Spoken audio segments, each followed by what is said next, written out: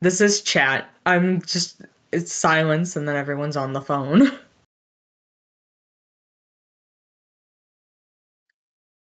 Okay, so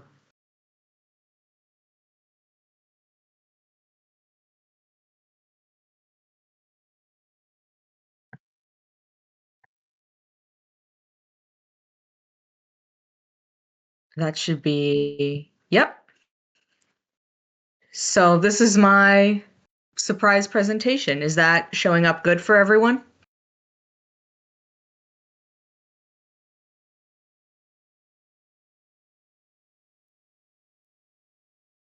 Oh, yay. Yeah, it's mostly a surprise, not because it's anything like crazy, but just because I found it really funny to just have this sort of tempting thing. But yeah, my title being Mark would hate this presentation because today I'm going to be assigning songs to as many egos as I can think of. I thought it would be funny, number one, because we all know the favoritism of just Wilford and none of the other egos, but also, Mark notorious for being like, I don't listen to music recreationally. So I figured this would be a fun way to appreciate both of those things.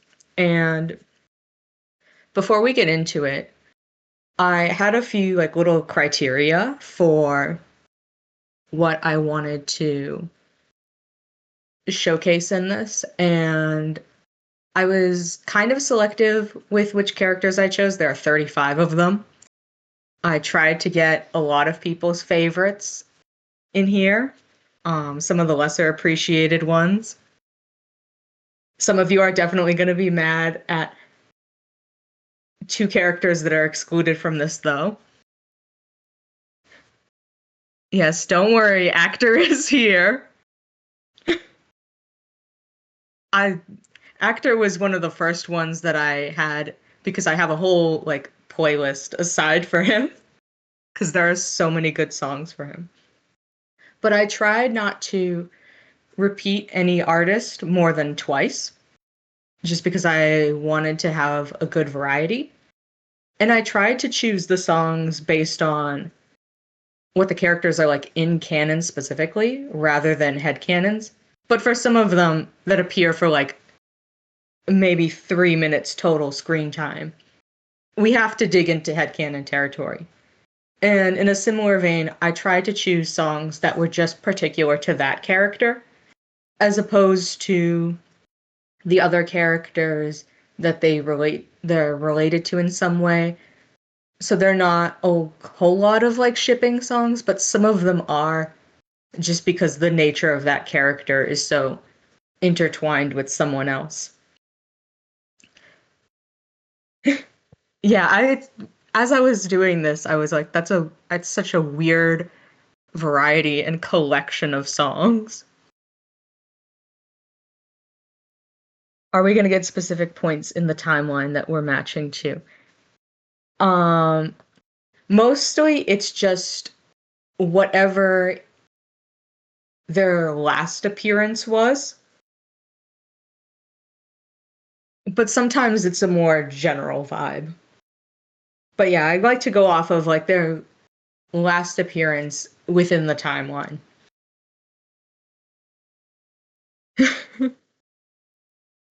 And yes, there is specifically a picture of Will from that because I know we all love him in that.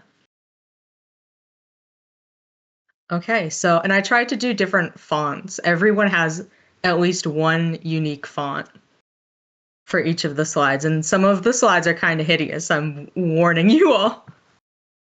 So,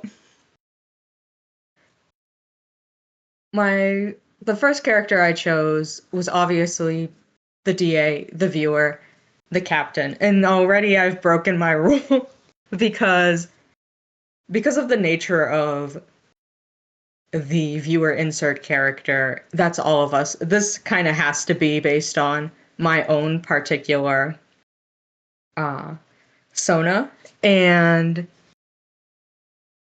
their name is Emerson, and I wanted to I chose this song Atlantic because I love this. This is one of my favorite bands, and it's one of my favorite albums. So there's bias. This presentation is full of bias, but um for me, I feel like after everything that this character has been through as the district attorney, as the viewer in both Dayton Heist, and then everything as the captain, they just want a break. They just want to escape from it all. And so that's what this song is about. And on each slide, I'll include some of like the most important lyrics. But yeah, I could just leave here without a goodbye. I'll burn down this bridge and set my life up in smoke. Just wanting to leave and cut all ties and run away, but they can't. And then for the you used to be mine, my world used to shine like gold. My DA was very much in love with Damien. And so losing him at the start of all of this just sort of life lost all meaning for them for a while.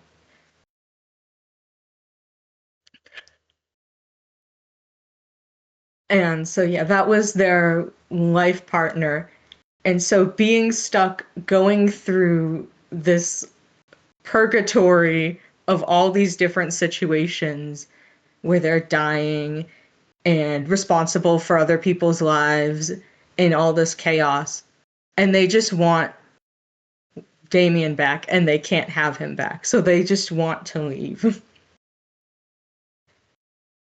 And yeah, I've had enough. Run to Atlantic away from this home. Especially because my particular DA, I'm from New England, the East Coast. So that's where they're from. And all of these things started happening when they moved out to the West Coast, to California, met Damien, met Actor, got embroiled in all of their mess. Yes, East Coast gang, rise up. But getting embroiled in all of their mess. And so they want to run away from this new home that they've created back to where things were simpler and where things were safer.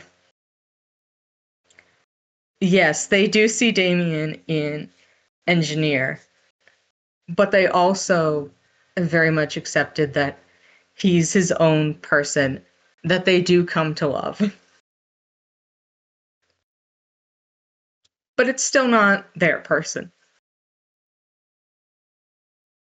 Yeah, and then all I had for pictures, because I don't have a picture of my character, were just picture the thumbnail for the music video and two fun pictures from the music video.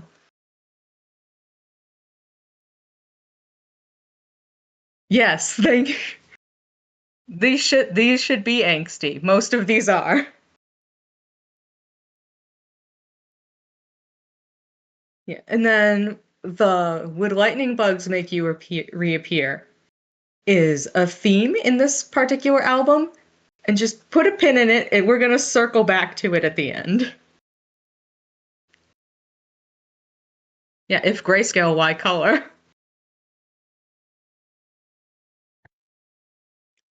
Actor, everybody's favorite specialist little boy. Yeah, I wish I could have made the picture bigger, but I liked the framing too much to crop it all out. But yeah, I had a lot of songs to sort through for him. His song changed a few times as I was making this presentation, but I landed on one of the new Sabrina Carpenter songs, Goodbye, just because the finality of how she talks. Goodbye means that you're losing me for life. Can't call it love, then call it quits. Did you forget that it was you who said goodbye, so you don't get to be the one who cries? By walking out, that means you choose goodbye. Yeah, it's a very all or nothing mentality, which I feel like is exactly how he felt about Celine and eventually William. was that once they cut him off, once they wronged him, he completely wrote them off. And the guess your feelings changed overnight is definitely more of that emotional intelligence not coming into play, not realizing he was drifting away from Celine until it was too late. And then I thought the line, to show you just how much it hurts, I wish I had a gun or words, is very real. Obviously, actor chose the gun over words and communication. But yeah, his revenge plan was so drastic and was so final. And it feels like there was no other way. Like, this is what had to happen. But then there's this part in the bridge where Sabrina says, Por siempre te amo. Wait, no. I'll always love you. Where we sort of get that feeling that as much as actor tries to cut ties with everyone, he's still going after Damien and Celine. He's still embroiling himself with the DA, making all these things when he could have just cut his losses and left. He still wants them, but doesn't know how to balance these hurt feelings and still loving these people that he's known his whole life. I just feel bad for him, especially after Cadmium's beautiful presentation last night.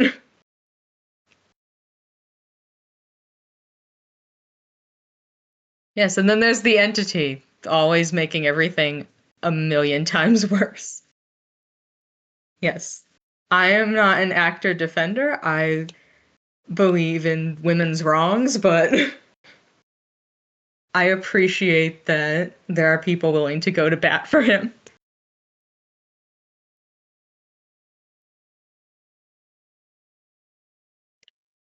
Then we have everyone's favorite woman, Celine, love of my life. I hate that this picture is so dark. The lighting in Who Killed Markiplier is so mean to everyone.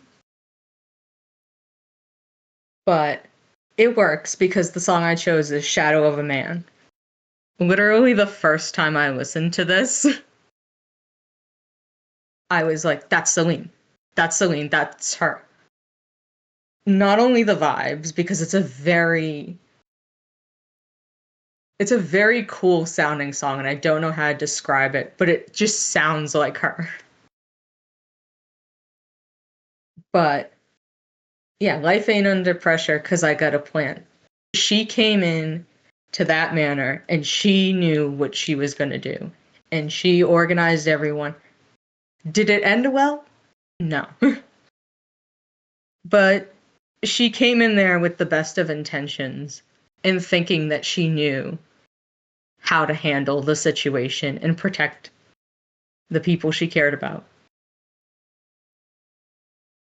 And yeah, because I won't be used for my love and left out to cry.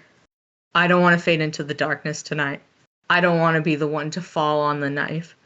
So she gets blamed a lot for the things that happened in Who Killed Markiplier and gets tied solely to her marriage to actor. I love Sleep. She is her own woman. She has her own interests and hobbies and talents, and she can make decisions. The whole point of the tragedy of Who Killed Markiplier is that everyone messed up. Everyone messed up. Maybe not equally, but it takes two to tango. She's not the only one who did bad things, you know. In order to cheat on someone, there needs to be somebody else there. That was William. Actor drove this wedge in between them, as did the house entity, feeding off of these things. And so, justice for her, please. Just all around.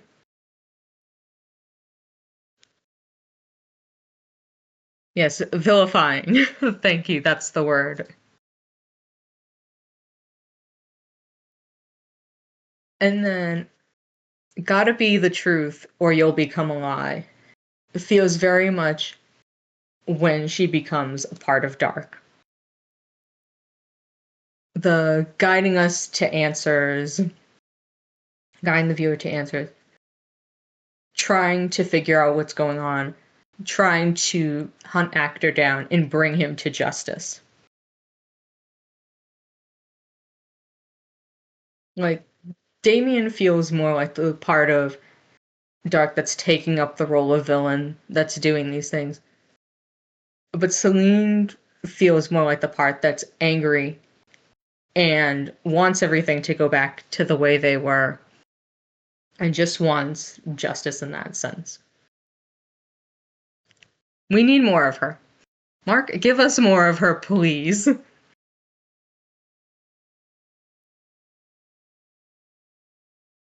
Oh, yeah, the font. As I was going through my fonts, all of a sudden I just happened upon this one, and it felt so like 1920s to me. Yeah. Mark doesn't love us. We need Pam to do a stream as Celine, like how Tyler did his stream. Please.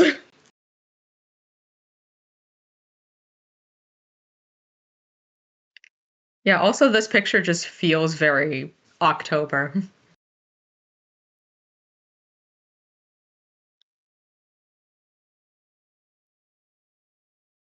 The people yearn for more Who Kill Markiplier content. Damien, the slide that my mom would not stop asking me about at every turn. It was getting to a problem. I've shown her this slide more than any other one at all stages of the process. Yeah, so for him, he's one of the ones who his song is tied to his relationship to another character. Because God, he is a yearner, and he was. There's no way you could look me in the eye and tell me that man is not madly in love with the district attorney, no matter what way you paint it. I felt so bad for cropping Celine out of that picture, though. But I'm like, I need to focus on him. Um, yeah, the picture itself does actually, for once, tie into the song because the picture is when Celine is making the deal to the DA um, to let them into their body. And Damien just kind of looks off to the side. And the whole song, I Don't Love You by My Chemical Romance, I've always loved it. It's about when you know something is going to happen that's going to break someone's heart and you want them to just say they hate you and walk away so it hurts less. And it honestly feels like how Damien would have felt in that moment before and after becoming dark. Because, yeah, whether or not he intended it, they stole the DA's body. They left them in that mirror. Whether or not he fully was aware it was going to happen, it still hurts. And I love the tragedy of them. And without going too much into my own canon, yeah, the font, I was like a pretty font for the title and then handwriting for the lyrics. Yeah. When you go, don't ever think I'll make you try to stay. The way Dark tries to chase us off afterwards, especially in the encounter in Heist. You're still the good for nothing, I don't know, which is just the exact opposite of how Damien feels about the DA. He thinks the world of them. He knows that they're capable. And so this is just the scene in those dog movies when the little boy chases the dog away and says, "No, you gotta go. I hate you. Get out of here. Better get out while you can." This ties into thinking that taking the DA's body would have just let them die peacefully and let them move on and not be involved in these things. Yeah, so fix your eyes and get up. Better get up while you can. And they do get up. Their body does get up after that. And but baby, when they knock you down and out is where you ought to stay. Definitely feels like more pushing them away from actors' schemes, trying to get them uninvolved in things. And then the delivery of this line in the actual song is at the end. It changes up the chorus. When you go, would you have the guts to say, "I don't love you like I loved you yesterday"? He's just, I, this might be just solely my headcanons that I've become so embroiled in, but I am in love with the idea of Damien now feeling unworthy of them because of everything, and thus Dark just trying everything in his power to be the villain and to get them to hate him.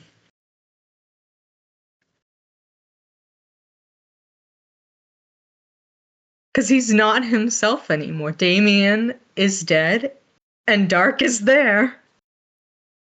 And Dark is not loving and gentle and kind.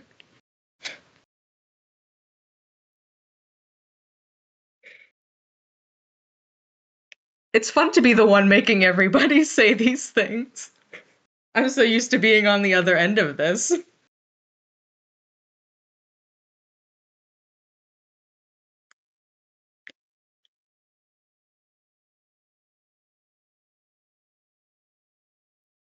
Yeah, Huko Markiplier is a beautiful tragedy because it can be so light and fun at times too. So I think that gives it an element of humanity. Sort of very Shakespearean, honestly.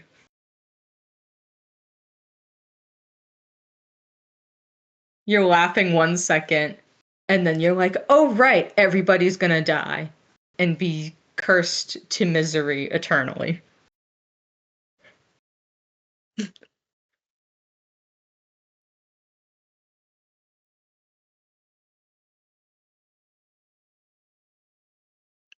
But now we have Will, and he's so happy, and surely nothing horrible is on this slide.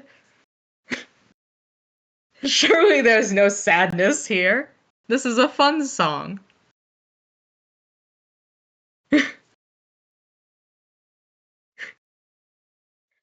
Yeah, so Wilfred was a really hard one to pick something for.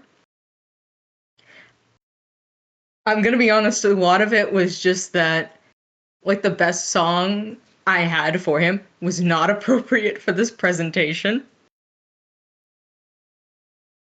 But yeah, Hey is the one I picked by Outkast because number one, the beat and the vibes are very Wilfred, but also he so fits a song that's happy, but the lyrics are just depressing. And so Hey Ya itself starts off talking about a failing relationship and the doubt of that, and feeling like two people are just together, not because they want to be, but because they don't want to start a new relationship all over again.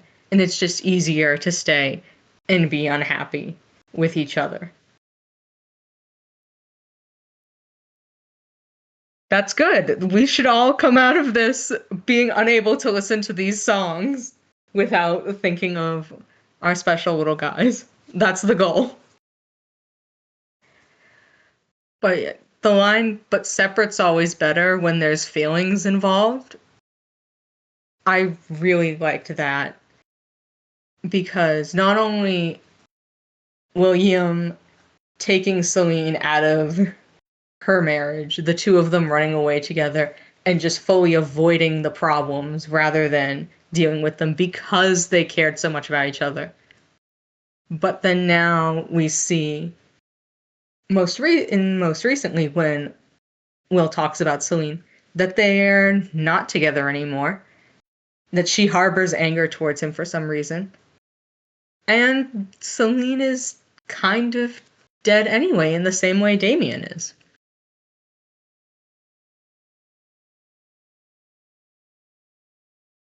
Look, when the problems are this bad, you kind of do have to avoid them a little bit.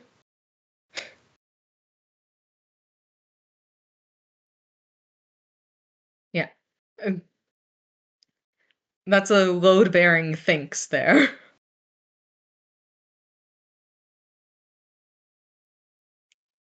Yeah. And if what they say is nothing is forever, then what makes love the exception? Yeah, it's very him, I feel like, especially because, and I think Cadmium, you mentioned this at the end of your presentation yesterday, is he's not really a full commitment to one person guy. He can bounce from person to person. And he understands that, especially as Wilford, he understands that things are fleeting, things are temporary, and they don't make sense, and you can't really hold on to anything. So just enjoy the moment while it lasts.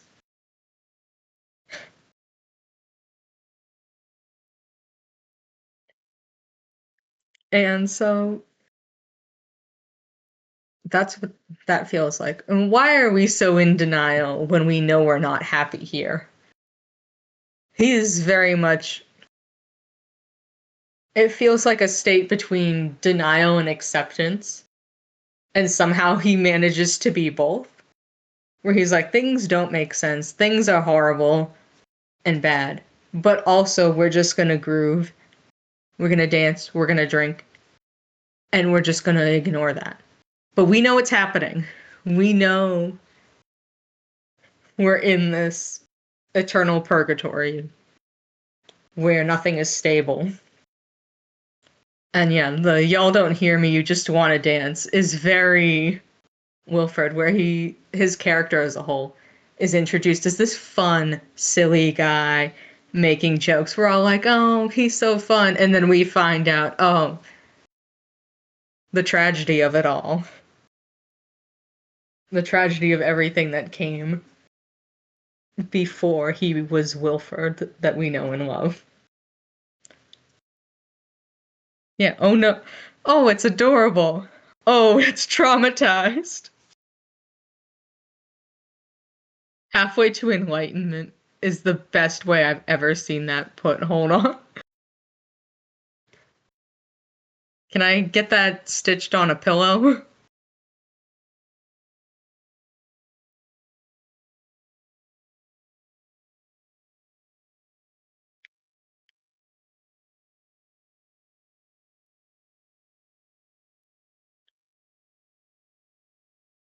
Red bubble drop. And then Mr. Benjamin, our favorite little butler. I'm so sorry he's so small. The joke was that the this slide is very well formatted and is in Times New Roman. New Roman. Yeah, so this song is once again a character more connected to their relationships to others, specifically his connection to actor. Yes, the Tyler stream influenced this entirely. That's what inspired this. But this song is actually really interesting because there are two versions of it. So this is the solo version that I've taken the lyrics from, where it's just one person, Katie Sky. But there is a duet with the band called Time Flies, where the verses are different and they're from the other person's perspective that she's trying to help. And so I see that version as a conversation between Ben and Actor specifically.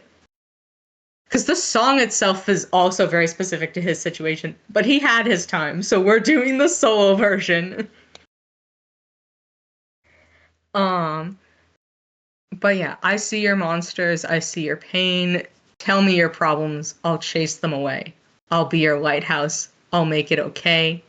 When I see your monsters, I'll stand there so brave and chase them all away. It's just, he wants to help. He's built to help. And I know that seeing Actor in so much pain and suffering just must have killed him, not being able to do anything, not being able to be let in. And we never see the things we need are staring right at us. He was right there in the manor with Actor. Just a shoulder ready to cry on that never got that opportunity.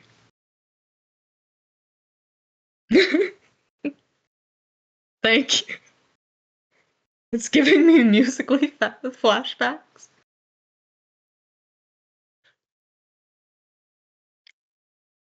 Um, yeah, you just want to hide. The actor did. He hid away from the world. He isolated. Him not letting Ben touch him or be close to him like they used to, especially knowing from that stream how close they were before. And then just all of a sudden that wall going up. Yeah, stand alone when you need someone. It's the hardest thing of all.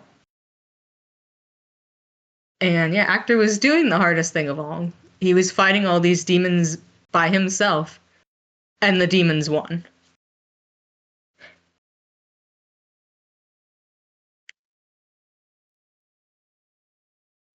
And then I could see the sky beautiful tonight.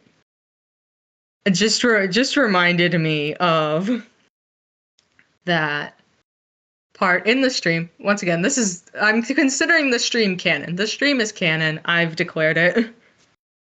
The things that actually make sense are canon. Um, but yeah, the two of them and their early 4th of July just together. And just then reflecting on that memory after all of this takes place. And when you need to talk it out with someone you can trust. He was so close to him. He cared so much and thought he was somebody more than he was.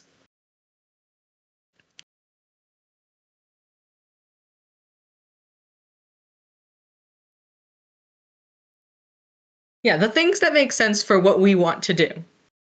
The things that align with our values are canon.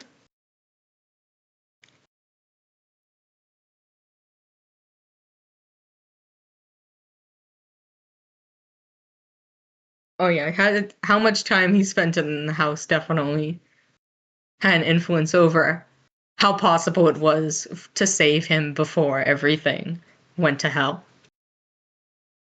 And I'll be there like you were for me. I don't know if this is supported by any sort of canon, but I love the idea of Actor also being supportive, also standing by Ben's side up until that separation. Just them being intertwined until they're not. He cares him so much, it probably hurts.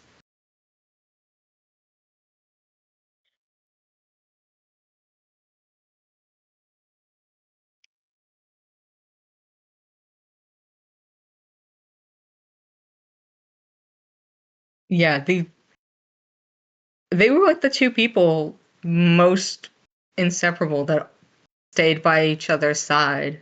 So it hurts more to know that if Ben couldn't save him, no one could. And then this one I kind of phoned it in on. Not because I don't love the chef, but just because I was racking my brain. And I'm like, there's nothing I can think of. There's nothing on this earth that I could possibly think of. And then I saw that the actor Robert Rex was in this music video for Conan Gray's Lonely Dancers, as you can see here. So it was literally that meme of me in distress, and then Conan Gray was Mercy from Overwatch reaching out to me. Yeah, finding out that he's in a lot of music videos was really cool. And then he got Mike Wazowski'd in the Sabrina Carpenter video.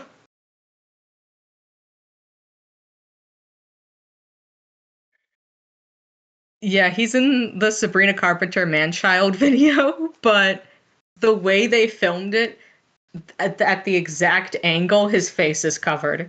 And you can only tell it's him because of his arm and hair. But apparently there was more that got cut. They Mike Wazowski'd my man.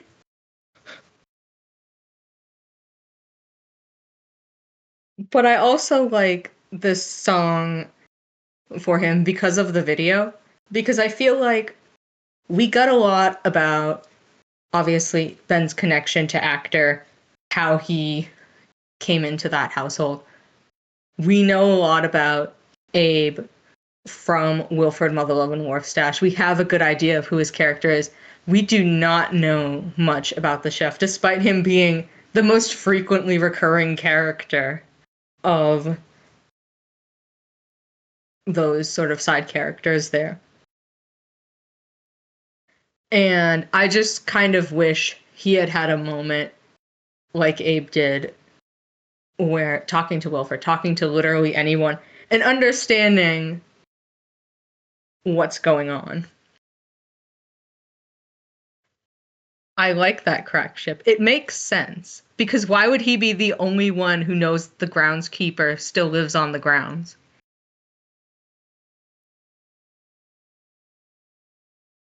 It makes sense. Yeah, so the Lonely Dancers music video very much feels like the whole thing is the song starts playing, time stops, and Conan goes around messing with things, dancing around, just being free after a bad breakup. And then so that very much had Wilfred Motherlove and Wharfstash energy. And so it's like that's all I want.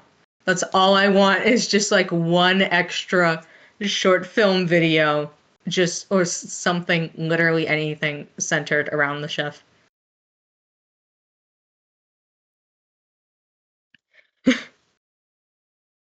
Yeah, I'd say it's not a crack ship. It's canon now. We've decided it. We know more than Mark.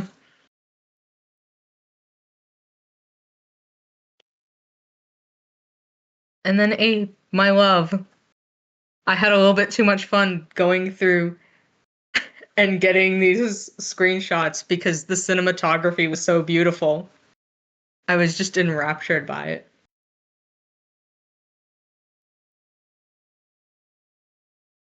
But for him, I've debated on a few things here and there. I think he was one where when I was originally just assigning songs to get them in, his had to be cut because it was a repeat artist. Yes. Abe and Noir need to get together and cause chaos. Their narrations just yelling at each other. Incredibly handsome. The handsomest. Yeah. Look, they're characters that can kiss. Any characters that can kiss in the Mark CU should. That's just a given. But yeah. Gravel to tempo, I chose um The video and stylistically, not at all his vibe, but I picked out a few lyrics. Caught up with the fact that life will be dark, but can we handle being kids? It very much feels like him coming into that realization of what's going on after the events of Who Killed Markiplier. Like, we are just jumping through time and nothing makes sense. And you're living the life of a silent film character in a noir movie. And dealing with that.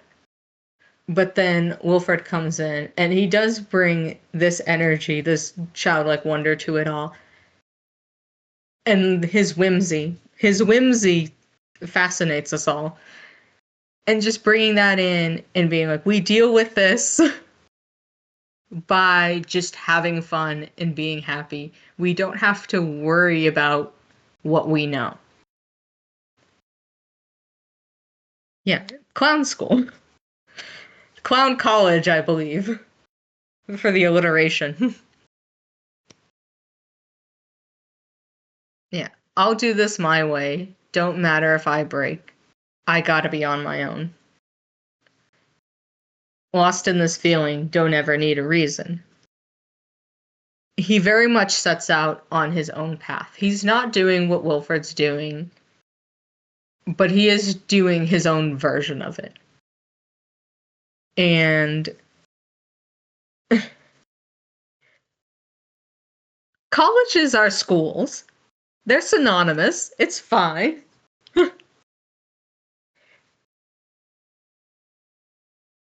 But yeah, him just embracing this, being a part of it instead of trying to be in control and just going with the flow of whatever weirdness comes his way.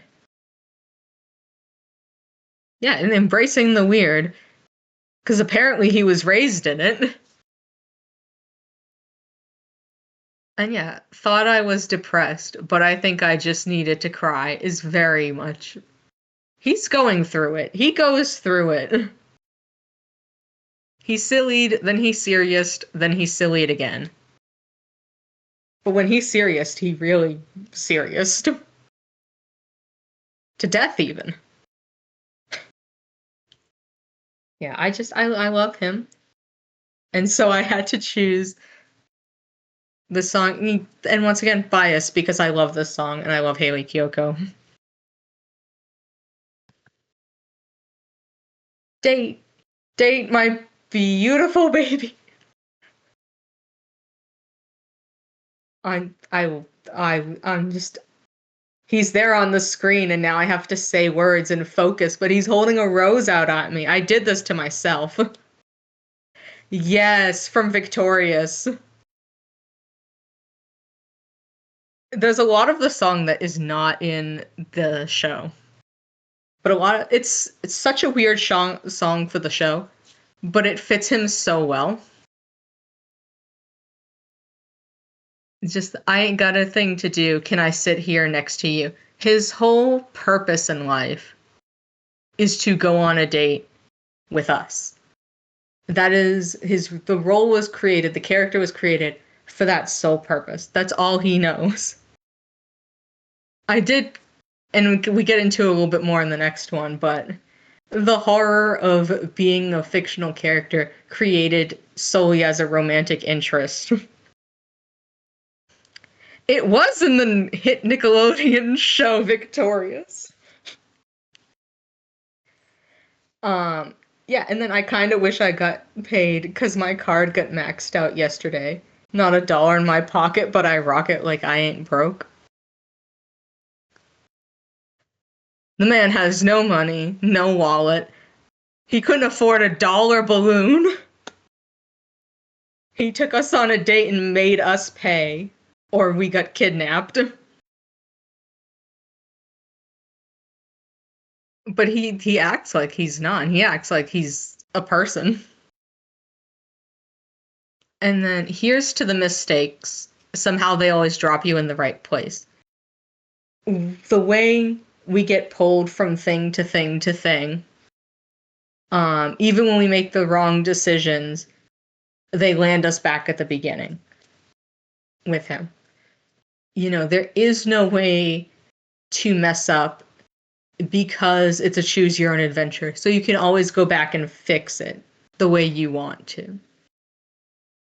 Which is also kind of horrifying when you are that character who's being pulled through this. And yet, don't know why this was in a Nickelodeon song, but literally, I'm an ex-con that just got off parole.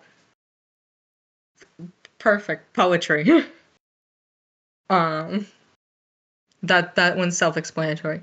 And then could have been a contender, a pretender like Brando play the role is a reference to, I believe, The Godfather, which was referenced in Distractable, that particular line.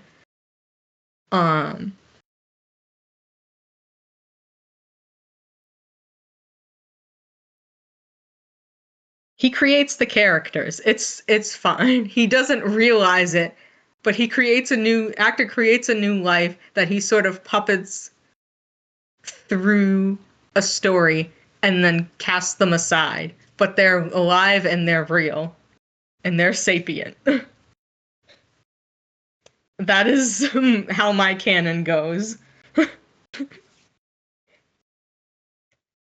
it's horrifying. Because he doesn't know. But yeah, actor casts Date in this role that he has to play, but also the role that he's put into is not a good one. He's a loser. He has no money. He is a criminal, apparently. He can't do anything to help his date. He gets rejected and rides away on a little hoverboard. Oh, bye, Ghosty.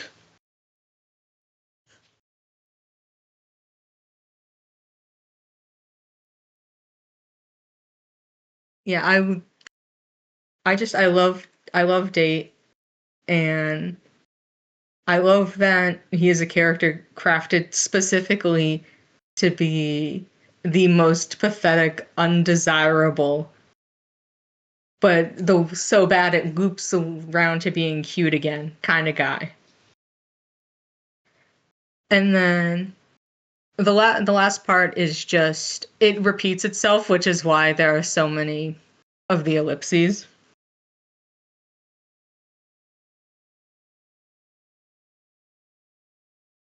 He is a crusty white dog. Yeah. Never winning first place. Crying on your birthday. That's him. All the bad first dates, no matter what route you take. This is a pretty horrific first date to be on. 0 out of 10 stars, would not recommend.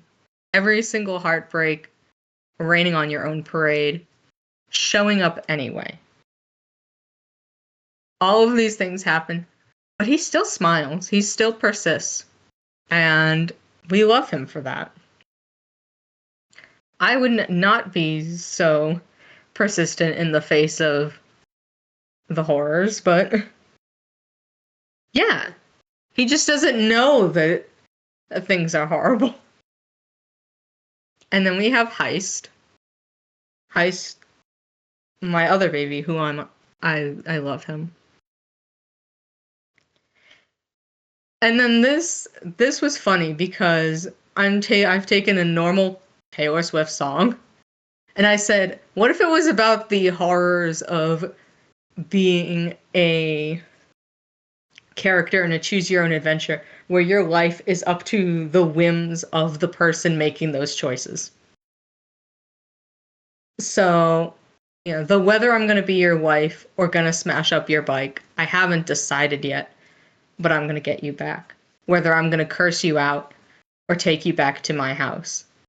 Whether I'm going to flip you off or pull you into the closet.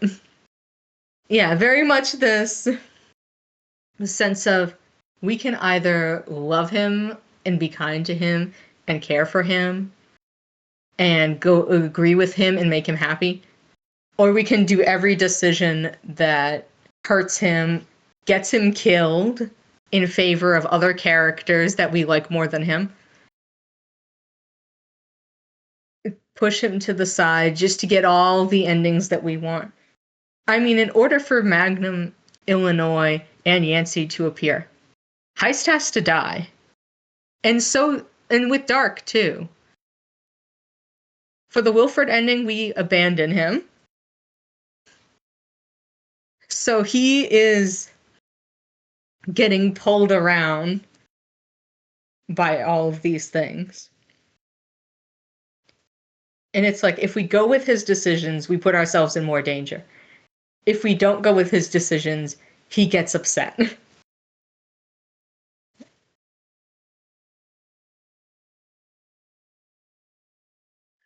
I'm an Aston Martin that you steered straight into a ditch, then ran and hid. An Aston Martin is a very expensive car, from what I understand. But yeah, just that sense of he is such a good guy. He's a very capable guy. I think he got a good score in terms of dateability, eligibility.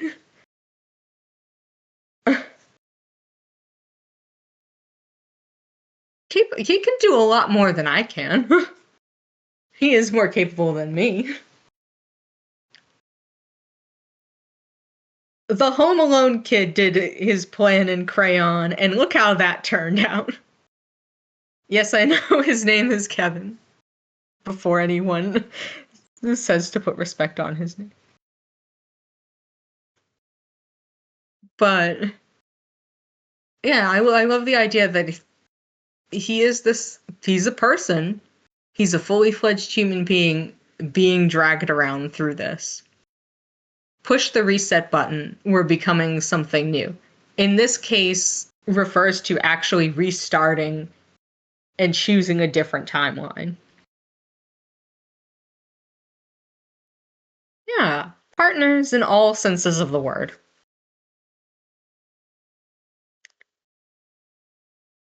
They do remember.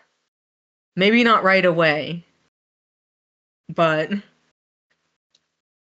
they will. And it'll be horrible when they do. Even if it's handcuffed, I'm leaving here with you.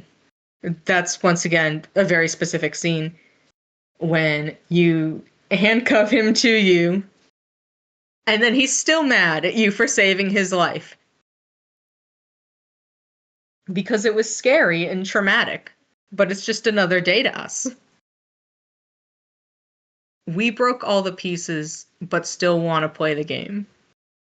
I I can't tell you why I chose that one, but I think it fits. Because everything, they're fracturing the universe, they're destroying lives, and they're just gallivanting through everything.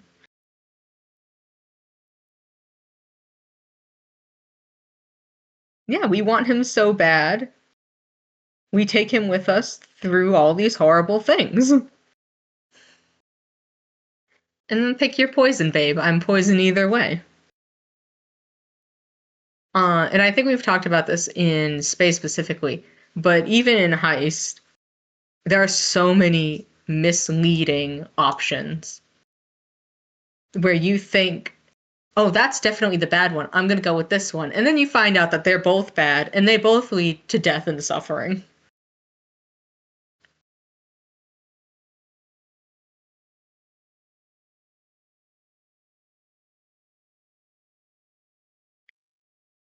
Oh, he 100% did. The man loves to torture us.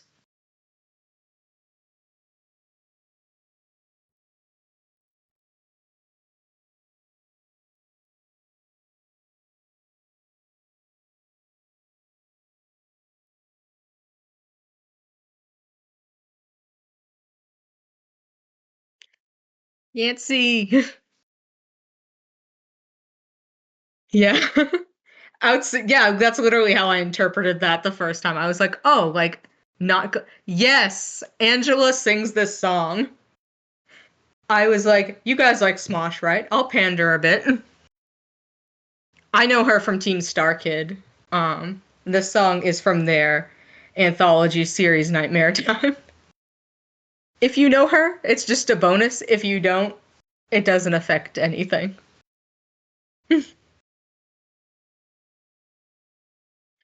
She's so good. She's such a great singer and actress. Check out the Star Kid Productions, the Hatchetfield series. They're so good. But that's what this is from. It's Yellow Jacket. And this was a song that I chose mostly based on the vibes. As you can see, I put Little Fighting Yancey because it is a fighting song. Um, Using fights in the ring as a metaphor for a relationship, but it also feels like it could be a multitude of different relationships. Sticks and stones never broke my bones, but the things you say always got in the way of my own very existence. Feels kind of like how Yancey feels about his parents, or at least his father. There was definitely some animosity there, the way he talks about it. And we don't know how he killed his parents, how provoked that was. But it's clear that he didn't feel believed in.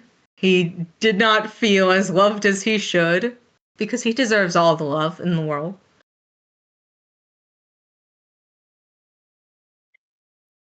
And I like that idea of sort of feeling like he rejected his birth family and then moved into the prison and cultivated his own new family of people who did support him and wanted to go along with his stuff, because we can see when he does I Don't Want to Be Free, everyone's participating in that. Everyone finds it just as fun as he does. Yeah. Sometimes you have to make your own nice family. In for the fight of your life, no bark, all bite. Very intimidating little puppy dog that he is. And then, did you ever even notice what I lost? The fact that we, and presumably everyone else, does kind of gloss over the dead parents thing within canon. Obviously, we all talk about it. I talk about it. But in canon, it's just kind of like, that's a detail, and then we move on from it. And then, did you only ever notice you got caught? I feel like I like the idea of the viewer, because they're being dragged through all of these stories. Yeah, he does have a weird relationship with the warden. Uh, but the idea of, because the viewer is getting dragged from place to place to place, when they're taken away from Yancey, they don't see him again until they're the captain. And so the idea of him thinking he got abandoned again, that he let them go, and that they never thought about him once until they just happened to fall into the seat in front of him.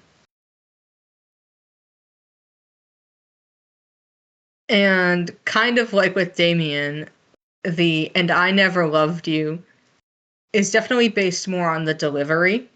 Um, the way Angela sings it is very strained and like trying to convince yourself that you never loved them. And just like anger tainted with the sadness of what could have been.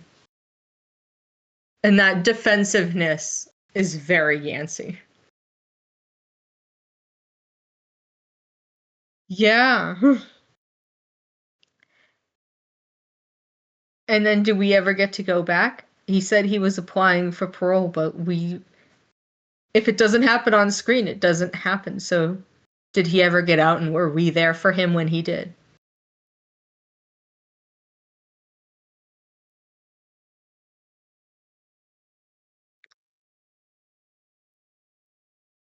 Yes. Oh, he probably wanted our reaction to the song too, because he didn't get a reaction to I Don't Want to Be Free because we went right into conflict.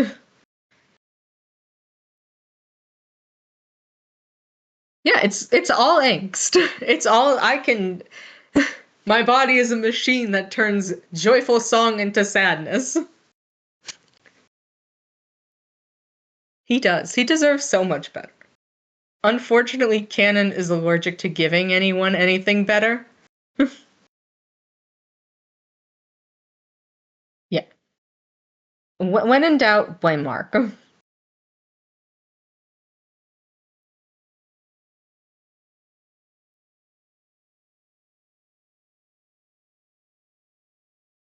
This was, yes, Illinois, our lovely boy. You hate to see him go, but you love to watch him leave. I'm so sorry. Um, but yeah, this was another song that when I heard it, I was like, that's him. That's him. Uh, they took his essence and put it into a song. Because this is the Bolter. It's literally just about what he is. Somebody who goes around from one relationship to the other and is scared of commitment and runs away from everything. Yeah, splendidly selfish, charmingly helpless, excellent fun till you get to know her. Then she runs like it's a race. Like, that's him. He's so charming and great, but I'm sure being around him for an extended period of time, he would become annoying and then he's gone. And then started with a kiss. Oh, we must stop meeting like this. But it always ends up with a town car speeding out the drive one evening. Yeah, it's the way he acts, so suave and cool. He acts like a romantic lead, but then bolts. Yes, we love emotional constipation. Yeah, he wants to be attached, but he is so afraid of it. All her lives flashed before her eyes is more of the fact that in doing this, not only does he see the same things happen again, because he said he's had a lot of partners who have all died horrifically. And so then it just kind of becomes the same thing over an adventure, new person, you get the treasure, they die, goodbye. But also in the sense that, we are in this universe where we can take multiple timelines through things. And so he has spanned across quite a few little timelines where things go different one way or another. And what would it be like to remember those things? To remember the times where the person you like chose not to stay with you. Remember the times when they betrayed you. Yeah. What a charming Saturday. That's when she sees the littlest leaks down in the floorboards, and she just knows she must bolt. Things going nice, and then you see something out of the corner of your eye where you're like, that might be bad. That might be emotion coming up and running away from it.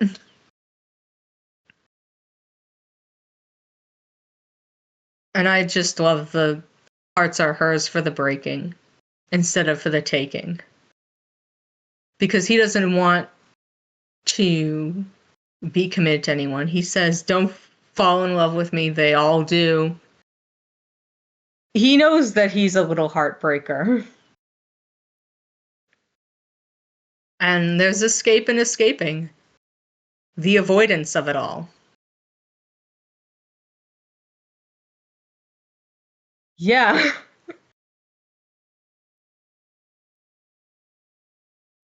exactly. Because when you're so scared of losing someone that you never get close to them, then you lose even more.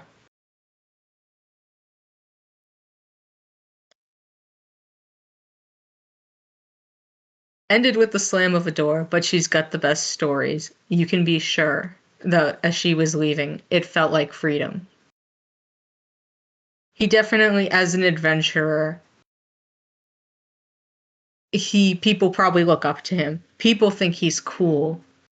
You know, the fair weather friends, the admirers who see him as this heroic, cool guy, but no one actually close. No one actually gets past those barriers. And it felt like freedom. It sure does feel like freedom when you can go anywhere you want and do whatever you want, except you have no one to do it with and no home to go back to. Yeah, exactly. I love him. And then Captain Magnum, I was so happy I got this shot because it framed everyone so well. I'm like, I know there's a scene where it's just him with all of the crew. Yeah, and this one wasn't as I didn't have a whole lot to go off of, but I did like this idea that I kind of mentioned that all three of them have issues with trusting people and deal with it differently. Yes, a song. I tried to do songs that people might not know just to introduce you all to new songs, but also I was like, I'll throw in some things people.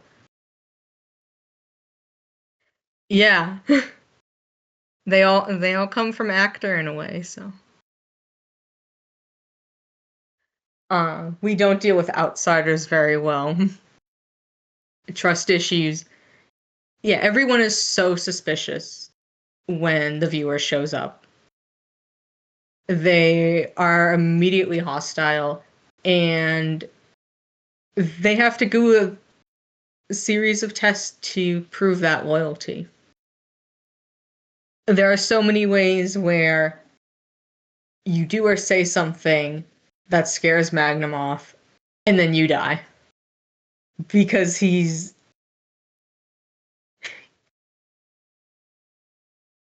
like acting too smart. He's like, "Oh, you're too smart for your own good. You have to get out of here. You're a danger to everyone here. We don't like you here. You're clearly a liar and not to be trusted." And then if you go to the wrong island for the treasure, immediately being like, "Oh, I have to sacrifice you because I care about you so much." Like that feeling of being attached but also 100% willing at the drop of a hat to throw the other person away for something more tangible.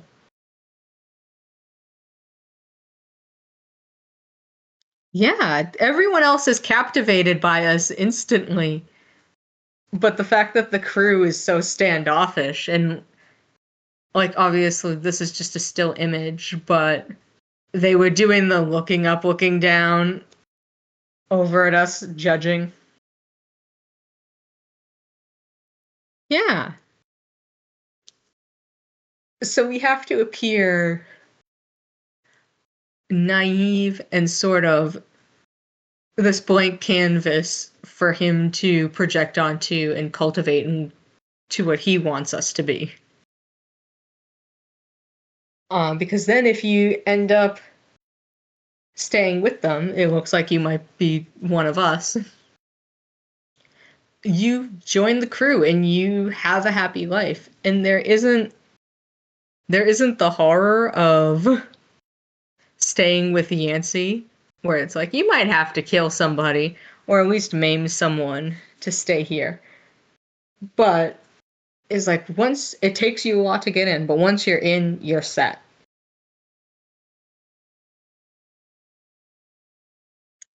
Oh, you have to see his paths. I love him, and I hate that we don't talk about him enough. I think about him frequently.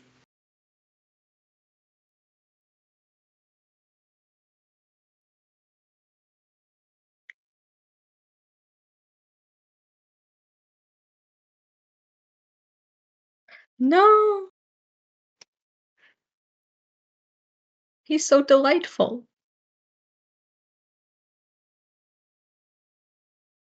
It's okay, Mark kind of forgot he existed too, in space. Everyone else got a cameo except him.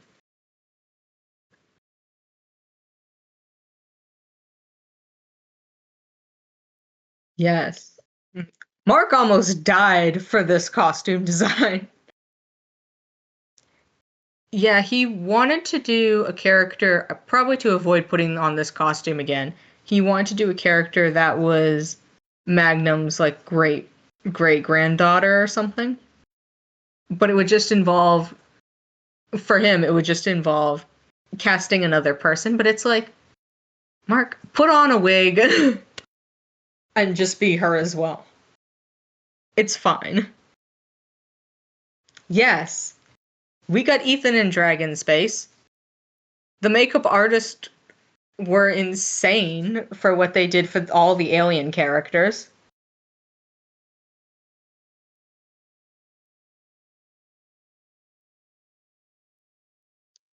Yeah.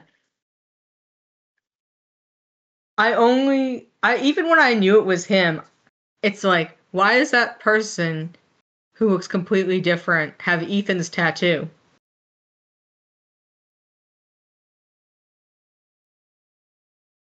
My new campaign, Mark, please do drag 2026, please. I will forgive the lack of ego content.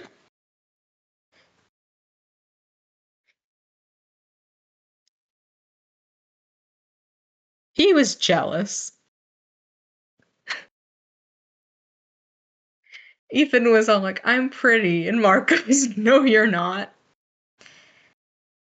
Yes, we love Ethan. I still need to watch his new video because I was working on this.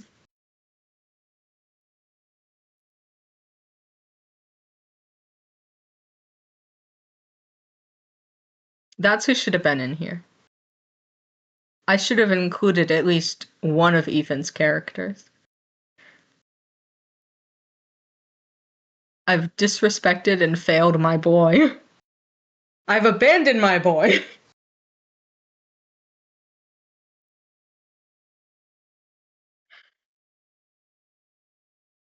That's the next presentation is just okay, I take all of Ethan's characters, just all of them, and we spin the roulette wheel. I included her because I love her. And I love that she got to be in space, though briefly. And I want to do more with her. Yeah, so this is the ABBA song we know and love, but it's Brian David Gilbert's Halloween version. That's about Victor Frankenstein. Because I love that. Yeah, I believe it's Professor Beauregard. I believe that's how it's pronounced. I love that she is just a mad scientist with her giant flaming vaporizing gun. So she needed a mad science song, and there aren't enough mad science songs that aren't the Monster Mash.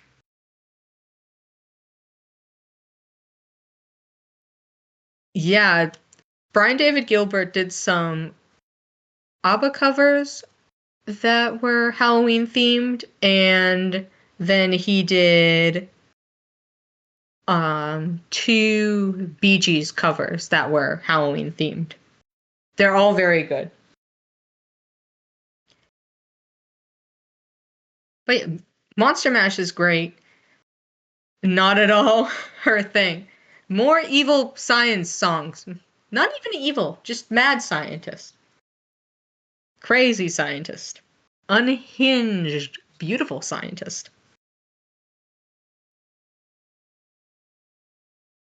Yeah, it's that time of year. They're always a good. Those are a good seasonal listen. Calling All the Monsters by China and McLean. Yes.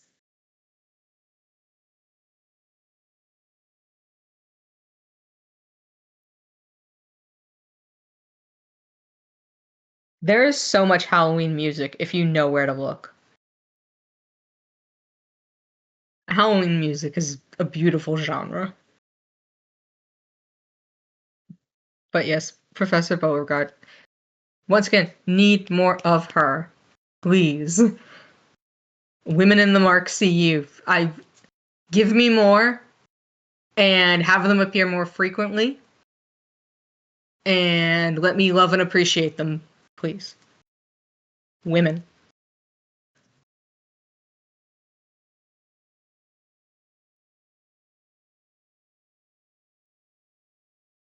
We need Halloween songs in every speaker, in every shop, like how we hear Mariah Carey every December. That's just Salem. I'm describing Salem.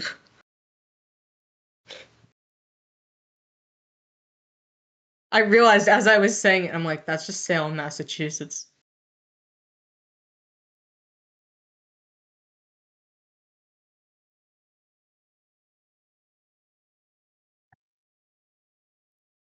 Angie, my baby, love of my life, my beautiful princess, with every sadness.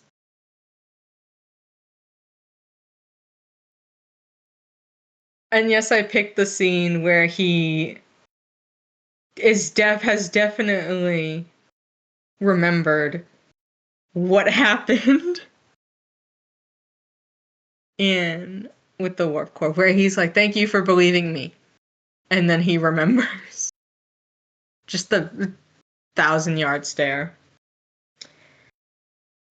Yeah, I chose Tell Me Something I Don't Know. I had a different song at first, but it was more Captaineer, which is great, but I want something for him specifically.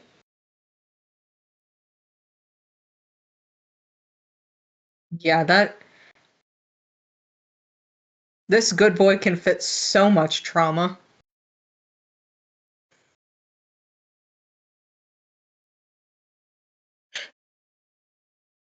I just like the idea of Engineer having to deal with being underestimated by all of his peers. Like, it's clear when we first start out that Celsi barely respects him, thinks his design decisions are stupid, which they were. Um,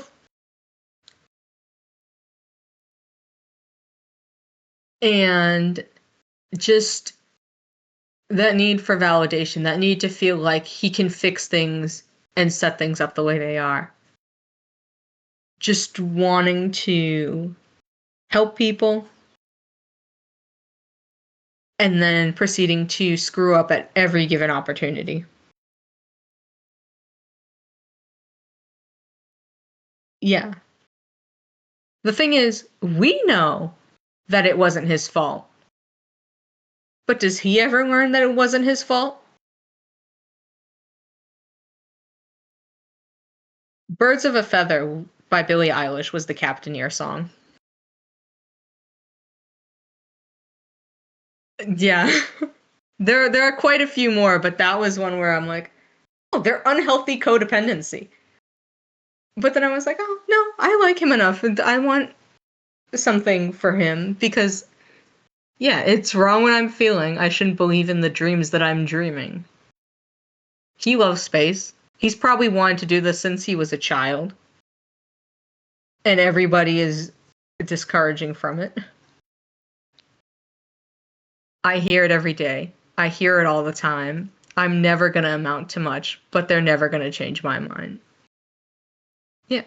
And then the get you not to treat me like a child is 100% his dynamic with Celsi. Like, I love her, and she has every right to say the things that she says to him. But yeah, he does get so belittled and treated like an annoying kid brother.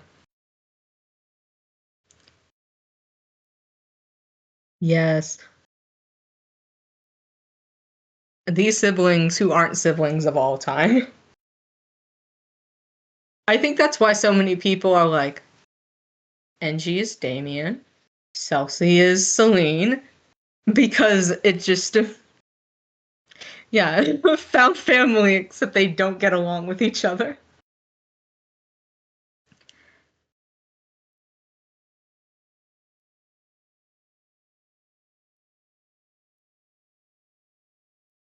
Only one.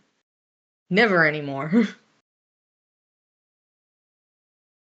In their defense, they are played by the same people, so. But yeah. I just liked the one in a zillion line because it feels like something he would say. All of this feels like something he would say, but specifically using the word a zillion despite being an actual engineer who knows math. Yeah, it's all Mark, always has been. Yeah. And it doesn't help when you say it won't be easy. When we're trying to get him to not go back, discourage him from it, get him away from it. We know why we're doing it because we're trying to save everyone. But to him, it can just feel like, once again, not being believed in, not being trusted to do the right thing. He was doing the wrong thing, but he was doing it for the right reasons. He believed it would save everyone. And once again, it didn't. It was only going to make things worse. I love him.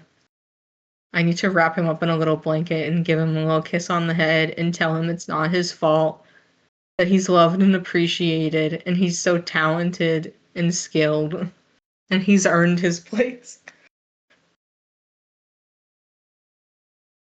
Yes. Shake him like a glow stick.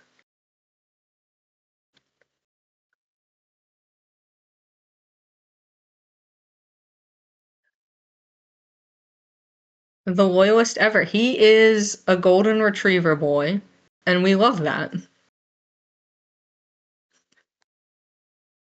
And speaking of the woman, the myth, the legend, I love her. I see now I've just once again set up a picture where she's just staring at me and I'm like, "Oh god, I got to focus."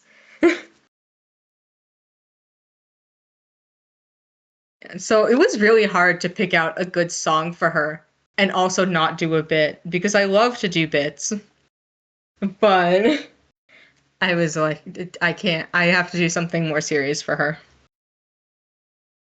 And so for her, I chose All American Bitch because, yeah, she is trying so hard to be serious and be taken seriously. And just her goal is protecting the colonists. And everyone around her is acting like the dumbest people alive. Oh, yeah, the shape shifting is unreal.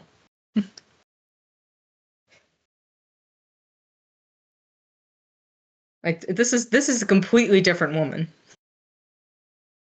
a stranger. Yes, she's working overtime for what she feels is compensating for everybody else's mistakes, which sometimes it is. Like when we go with Bert's plan to pop her in reverse over calling for help.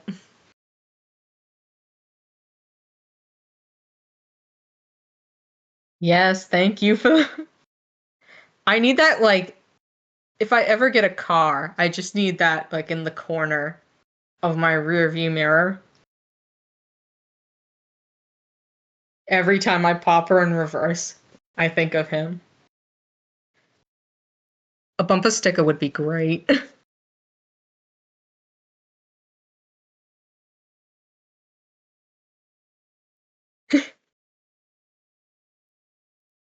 Yeah, I love Celsi. She's trying so hard.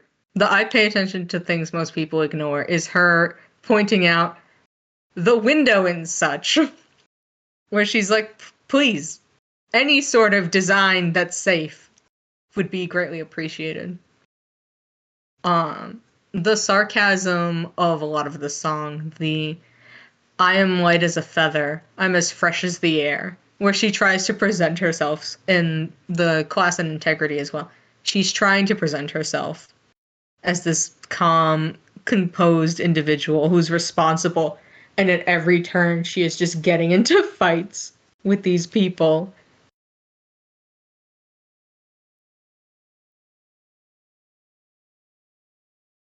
Yeah. She probably aged like 10 times more than everyone else from the stress of their nonsense.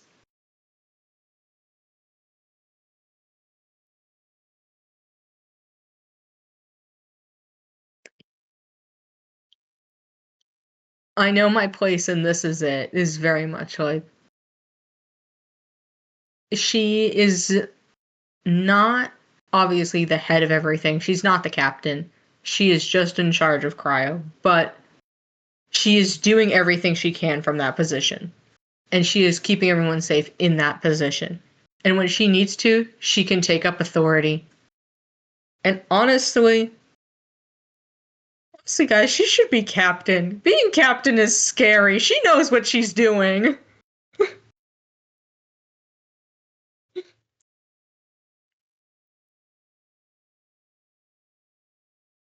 And then I don't get angry when I'm pissed. I'm the eternal optimist. Yeah. She's she spends so much of her screen time once again getting into fights with everyone.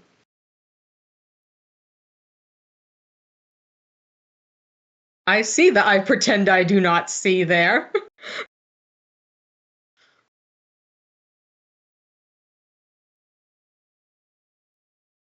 Yeah, I don't know. I listen to Pretty Woman when Pretty Woman tells me what to do. I don't know about you guys, but when she says something is right, it's like I know she's right. I know Mark likes to walk headfirst into death at every turn.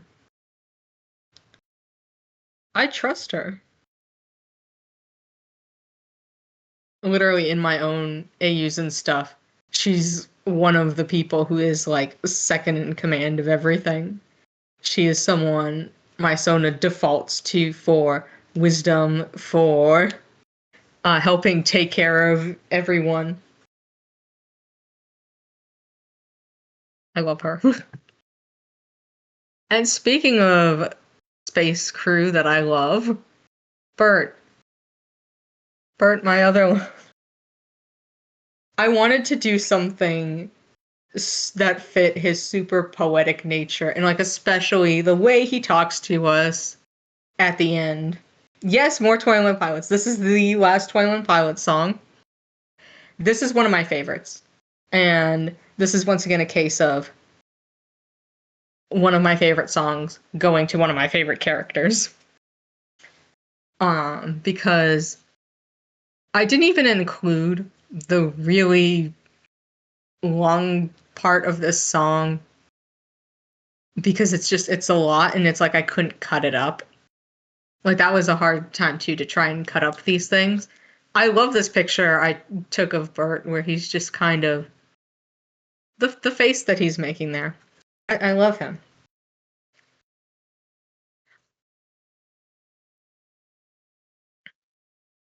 Yes. That's what I loved about this song is that it's a poem first and foremost. And Bert is a poet.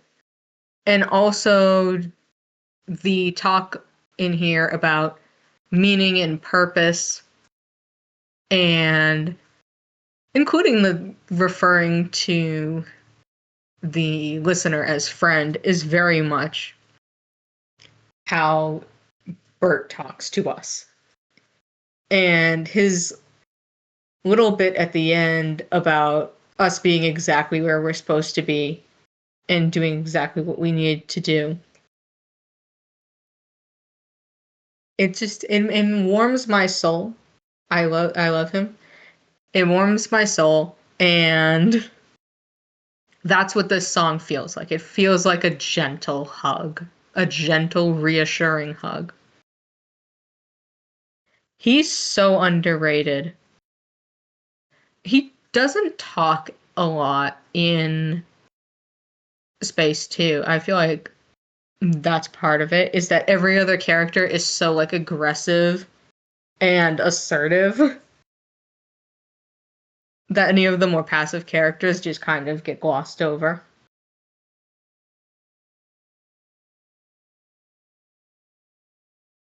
Yeah, you gotta speak in one of us speaks in riddles and one of us speaks in rhymes, and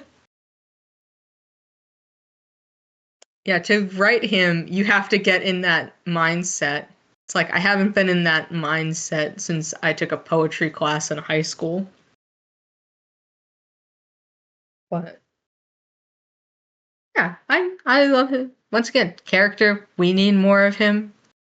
I could watch a whole series of just Bert, just a daily life advice from him or daily words of wisdom, please. And then Gunther. And I did hint to this when we were talking about Halloween costumes. And I was like, "Oh no, I'm gonna spoil it." But yeah, this was the picture I chose, yeah, is literally when he is standing up to the captain, and those are the captain's hands.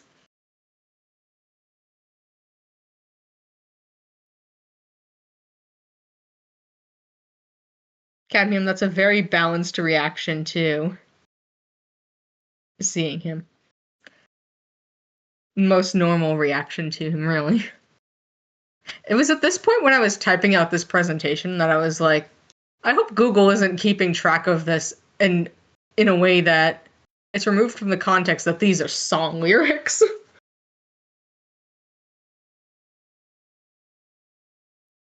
Yeah, he's such a fun guy to get along with, and he's a little scary, but he once again has the colonists in mind. He cares a lot. It's just his solution to problems is blowing things up 90% of the time, and that's not conducive to space travel unless you're dealing with the asteroids and such.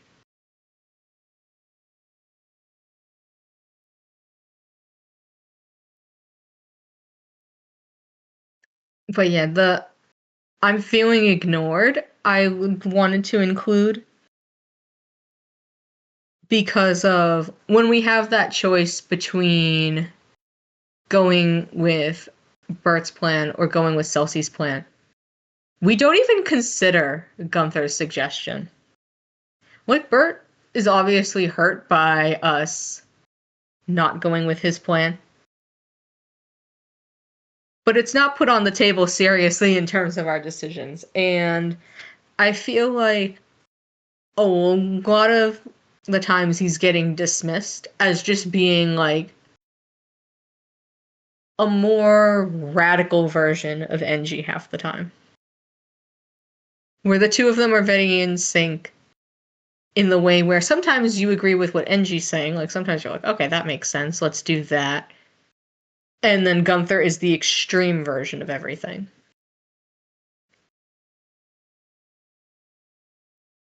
Yeah, and just obviously this is a song that was made about Jinx from League of Legends before Arcane came out. And so there's not as much of the depth and nuance that her character gains, but not for long because it'll get jinxed. Once again, space is the whole Mark CU is full of characters trying to do their best and it not working out. And he's another example of somebody who is working so hard and it just being dismissed or causing more problems in the end. Oh yeah,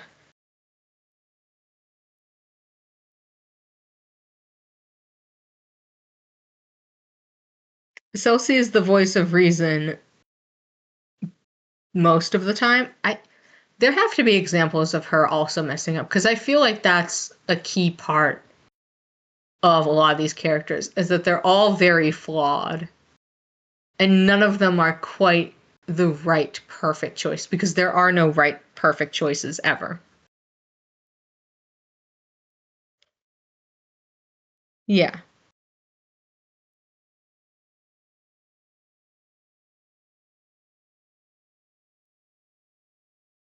And to her that was the right choice. But yeah, definitely not.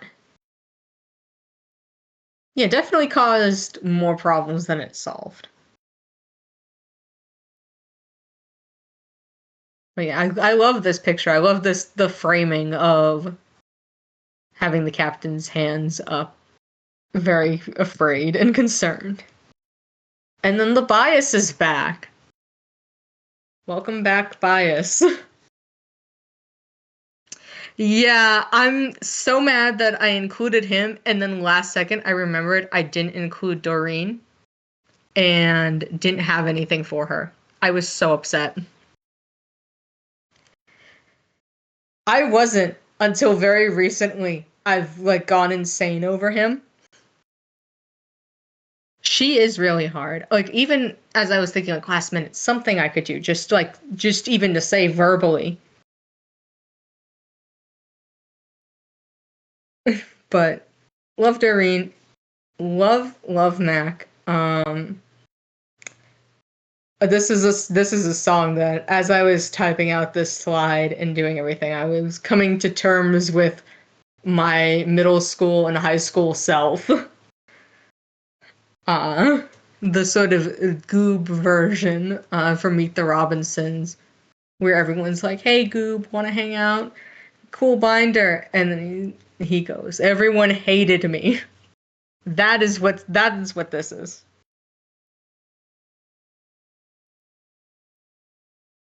Oh yes, the missing mark and getting so excited when he came back. The first time I was watching Space, my mom was out and she texted me, like asking me an urgent question in the middle of it. And I had to pause and I was like, "What is it? What do you need?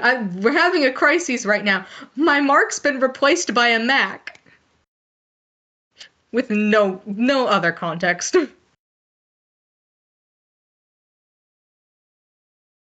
But I've grown to love him mostly because of the emotional breakdown that follows this moment.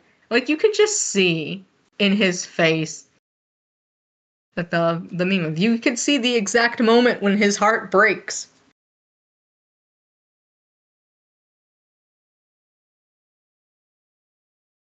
And just cutting to him crying in the corner, like the feelings of inadequacy. Yes, your trauma isn't as interesting as the other engineer's trauma.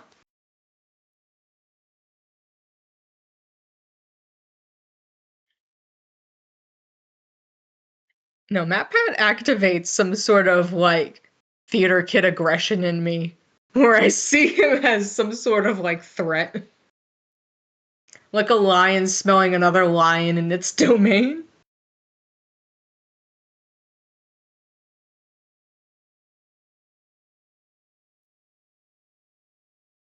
Yeah.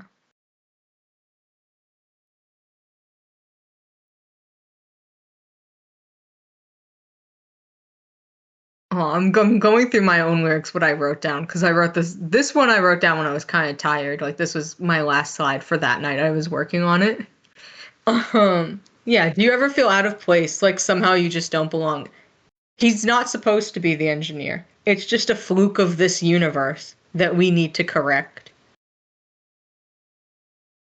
Uh, do you want to be somebody else? Are you stuck inside a world you hate? This isn't his right world. He is not Mark. He will never be Mark. He will never be our Mark. We will never care about him the way we do Mark.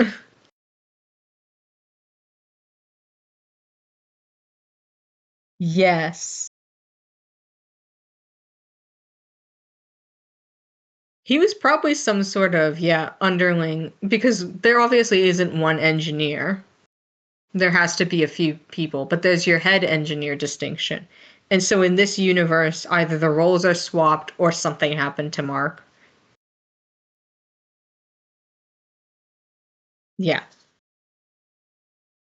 And so just that being second best. And then also he doesn't just want to be head engineer when he gets his way.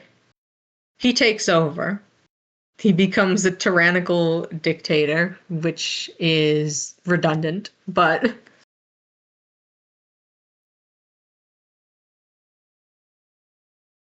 yeah, everybody always gave you what you wanted, never had to work, it was always there. Could be about NG in the sense that he's a goofball, he screws things up. He, on the surface, does not seem as capable of leading, of being in charge of all of this, of doing all of this. But then also, probably those feelings towards the captain as well, wanting to be in charge, wanting to take over, feeling entitled to that, but feeling like other people got handed it over you and your hard work.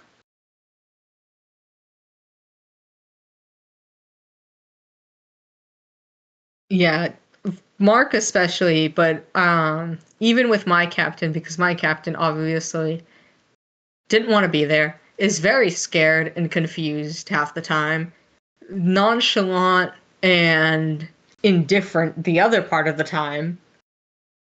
Just the really very bad at being the captain. So then you see these two absolutely incompetent people, and then you look at yourself and you're like, why was I chosen? Yeah. So I like the horror of that. And yeah, bias because I probably shouldn't have included him compared to some other characters, but he gets to be here. Lady, lovely, lovely. I'm so happy with this font. I've I was going through and I found this font and I'm like, oh, it's them. It's perfect for. And I specifically chose them all beaten up and mutilated.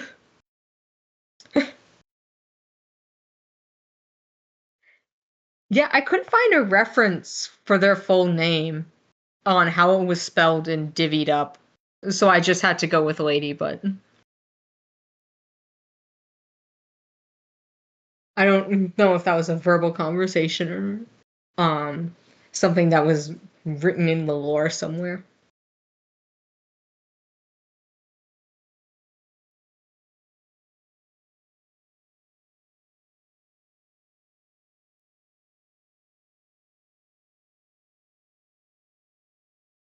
Oh yeah, I've just heard it. I haven't heard like any sort of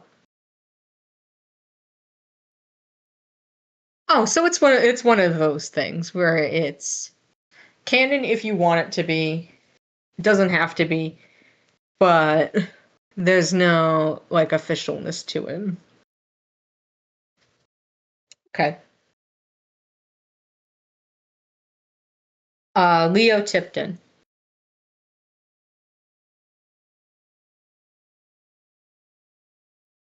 Yeah, I should have typed that one out. I should have not just said that with words because that is not spelled.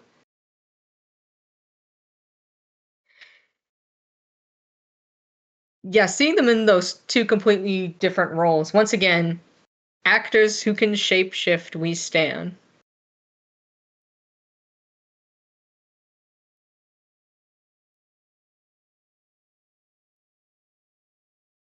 That's what I heard, yeah, that they came up with it.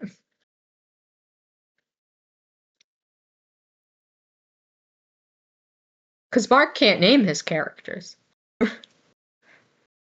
Mark has gone on the record to be like, I'm so bad at naming things. Please, somebody save me from the issue of having to name things.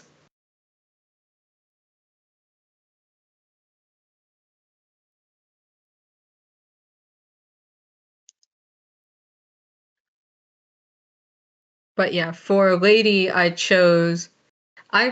kind of paddled back and forth between a lot of things, but I landed on anxiety. Not only because it's just been the song has been haunting all of us if you're on Instagram or TikTok. But also I really liked it because I liked the pressure that they are under.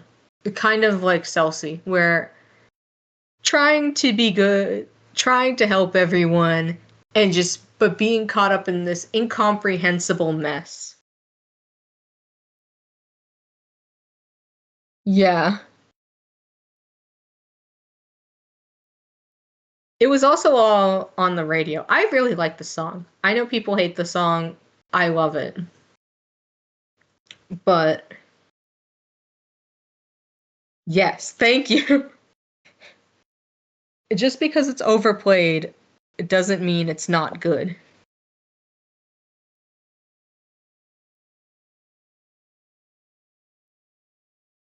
And yeah, I just love how hard they're trying. Just the way they degrade from this prim and proper like head of this department just doing a basic routine like, hey, can you guys fix this? You might be in a lot of trouble. To then ending up like this. Ending up put through the ringer.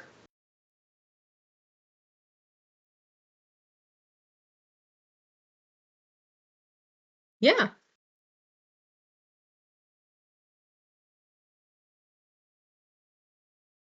In the marks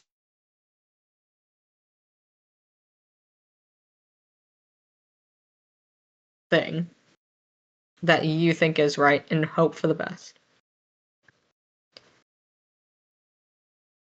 A different type of bias where I'm pandering to people, including Stan.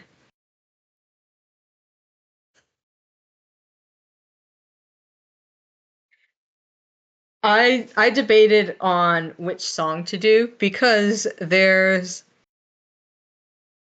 on Instagram and maybe TikTok, the Brita Water account has been doing these songs, and there's this one ongoing song they have with a shark whose life is terrible, but he's hydrated.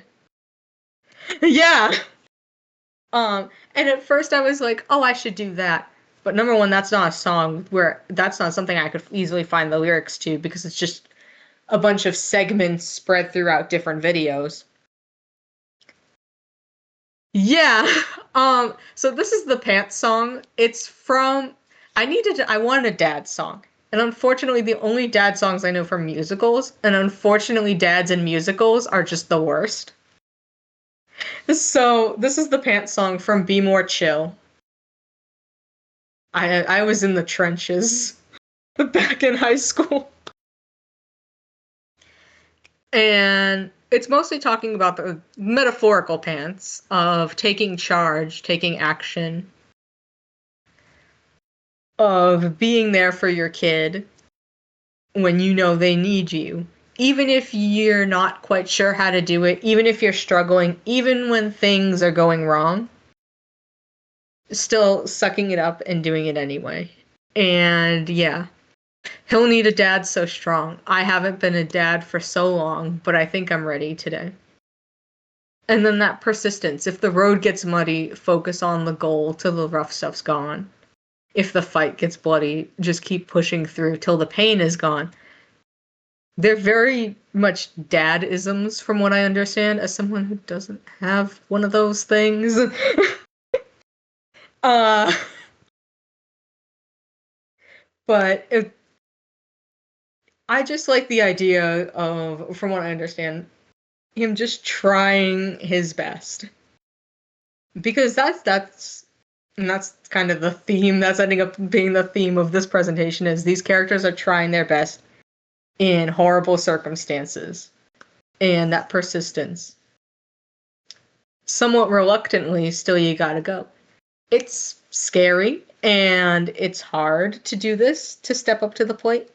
Roy the Water Boy. Yeah, it's all you can do. And like in this scene specifically in space, Stan gets to be a dad to us, the viewer. And I'm like, yes, I shall live vicariously through this. He's the dad ever.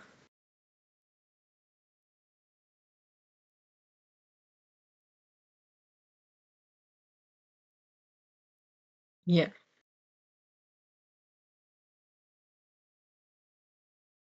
please get that boy away from Derek. He does not deserve custody.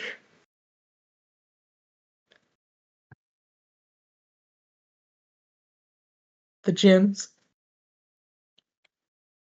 I was fighting for my life with this because I had another picture that I wanted to put with this because this song is from a different musical that was constructed by the songwriter and the photographer, their partner.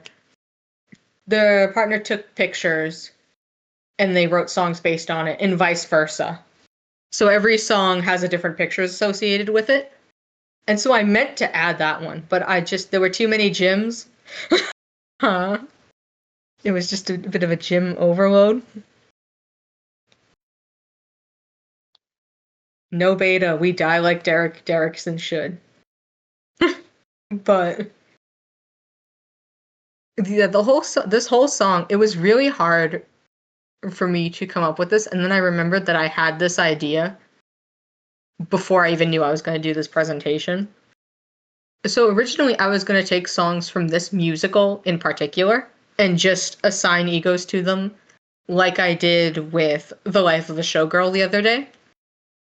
But I wanted more variety, so I wanted to cover more egos rather than repeating some of the same over and over again. So I went with this.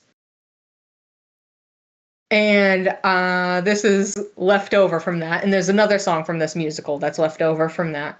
But this song is about these photographers that are all played by the ensemble. So it's just a bunch of people like overlapping and singing together, which is also very gym-esque. Them all singing and harmonizing with one another. But it's about artists who exploit the pain and suffering of others for the sake of their art. It's harder to harmonize when you're the same person because then you don't have different ranges. You just have one.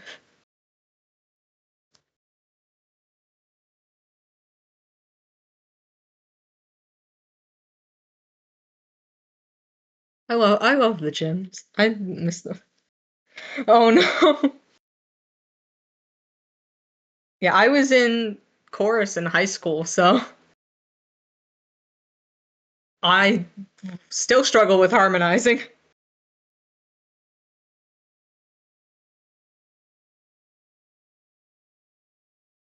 But yeah, this whole song, we have the picture of when the gyms were at Markiplier Manor during Who Killed Markiplier. And that specifically taking this tragedy that they know nothing about and just reporting on it and being weird and silly with it in like a very disrespectful way where they don't know what actually happened, but they're just sort of latching onto the story and running with it. And in the same way, Jim interviewing the captain and asking them questions about what's going on, but not really caring like that they've hurt people, but just the idea of guilting the captain and making them feel bad about it. And then we have the news stories from Markiplier TV, where he ends with, thankfully, everyone died, and talking about the horrible weather. And just their indifference to all this pain and suffering around them. And just using it for their stories and not really caring what's going on with anyone else. Yeah. I also think this song in particular fits them. I don't have like the descriptions of what the pictures are of in the songs because I kind of wanted to censor that out a bit.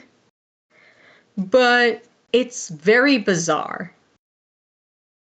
It's the people singing the song come across as very weird and strange and very gym-like. Yeah, they're very organized. They know what they're doing. They're in slightly better HD.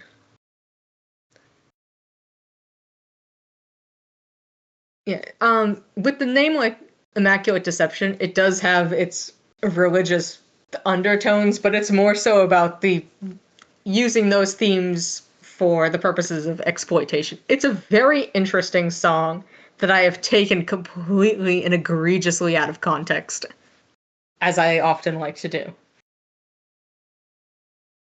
I don't know, the gyms are freaks and I love them and I want to study them like little bugs in an ant farm.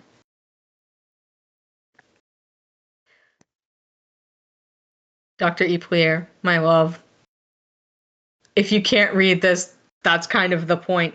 The doctor handwriting. I thought I was very funny for this slide. I still think I'm very funny for this slide. Yeah, the doctor is the song Disease, where literally the line, I could play the doctor, I can cure your diseases in there. Yeah, I consider them to be the same person because my timeline puts space before Dr. Eplier's other appearances, so I like the idea of him being a fake doctor who then has to end up being a real doctor because nobody else can.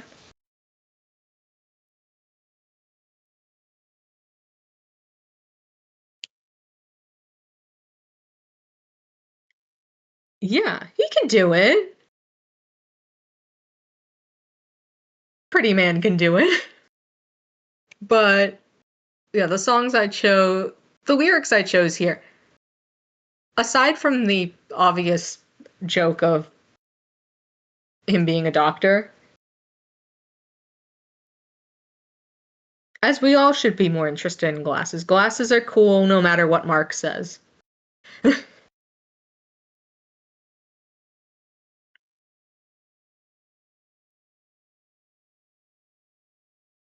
Yeah, this is one that breaks my rule of not being a ship thing because my love for Dr. Eplier and as you'll see some other characters is deeply tied to um seeing him in Fix being shipped with author and host. Depending on whether or not they're the same person or one person, and it varies. But that's kind of what the you reach out and no one's there, like a god without a prayer, is about. Mostly him talking about author and or host, depending on which theories you subscribe to.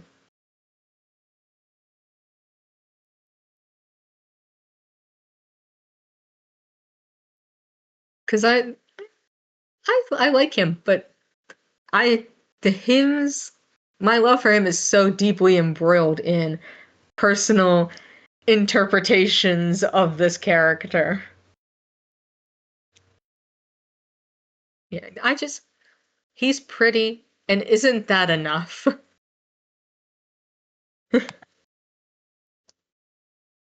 My baby girl Boom. Once again, I have songs that are more canon, but I wanted to be a bit more PG-13 because I have a lot of songs about cannibalism that are much more graphic than I was comfortable with putting in this presentation. But I was like, what's Bim's other main character trait that we've ascertained from his appearance? Gay. Uh, That was pretty much everyone's poll. Yeah, his what more do you need in life? Isn't that like the foundations of Hannibal, the show? So I was like, when I first heard this song, I very much immediately associated with him. Yes. And yeah, he would listen to Chapel Run. Any like any good man. He's listening to Chapel. He's bopping out to it. He's going down to the Pink Pony Club like the rest of us. But yeah, the but baby I like flirting, a lover by my side.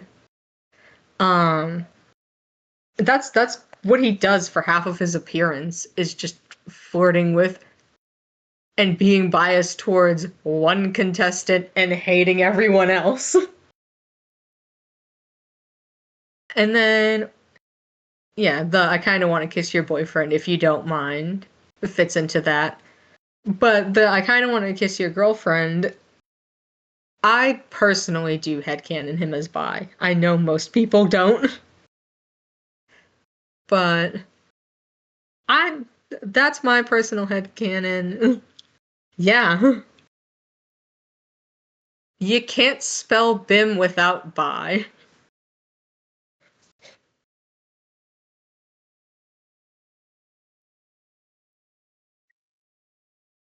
And so I was just he's one of my very strong favorites. So I was like, okay, I can indulge a little. I can show a little bias. I can like him more than the others, clearly. I'm using one of my favorite fonts for the title, Lobster. But I love a little drama. Let's start a bar fight. The the amount of drama he creates in his appearance, the way he just causes problems on purpose, he gets under people's skin. Yeah, he is the drama, and we love him for that. And so I was like, okay, that works. Silver Shepherd, I know some of you guys hate him. I love him.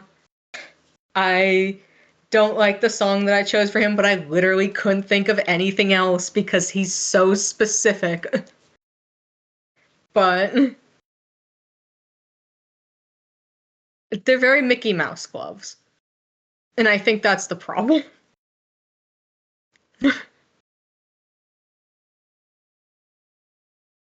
He may look like that, but I love him irregardless. I just love the concept of a superhero who has beef with his civilian alter ego. That's just so stupid and it works for me. It was 2013. Yeah. I think we all looked like that in 2013, right? Literally. I didn't have a good Jekyll and Hyde song, so this is my closest.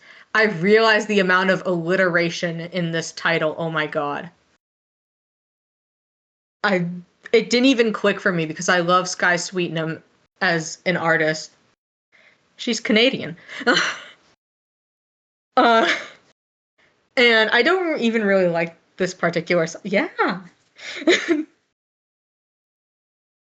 There was almost another Canadian on this playlist, but I nixed the Baby No Money mention. So this is it now. Baby No Money.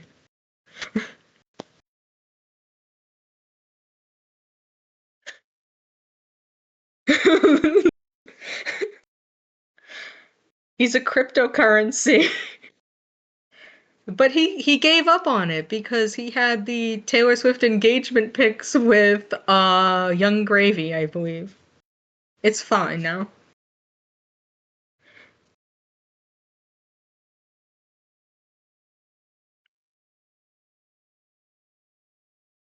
Yeah. The video with Ethan was so good. I, I gotta stop because I have actual like analysis of that song and video, and I can't be getting into that. Um, but yeah, this for Silver Shepherd, love him. I just chose this one. It's about, but I gotta get to the ego stuff in my presentation. My babies. I don't want to neglect them. I can yap about Baby No Money's talent at a different time. I can make a Tumblr post about that. This can't be a Tumblr post. They'd kill me.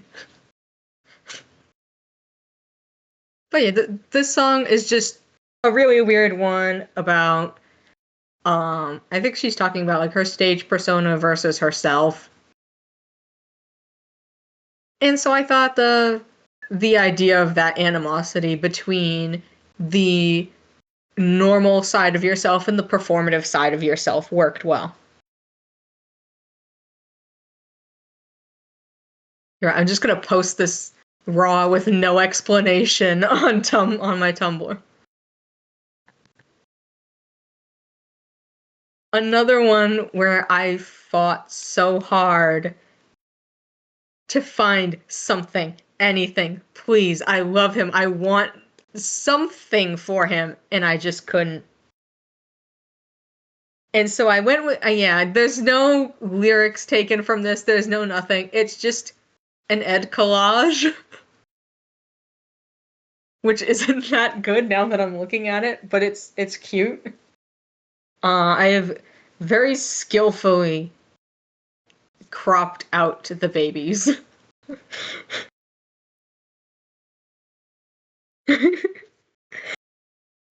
um, but I love him. I love him. He's a very specific character where it's like I love him. There is no song that actually fits him. So I was like, country artist working, Dolly Parton 9 to 5. I know what 9 to 5 is about. I know it is not about this. I screenshotted all of these from the actual videos very, very carefully. Almost all of these pictures are taken from actual videos, except the last one, and I'll explain that, and then the people photos.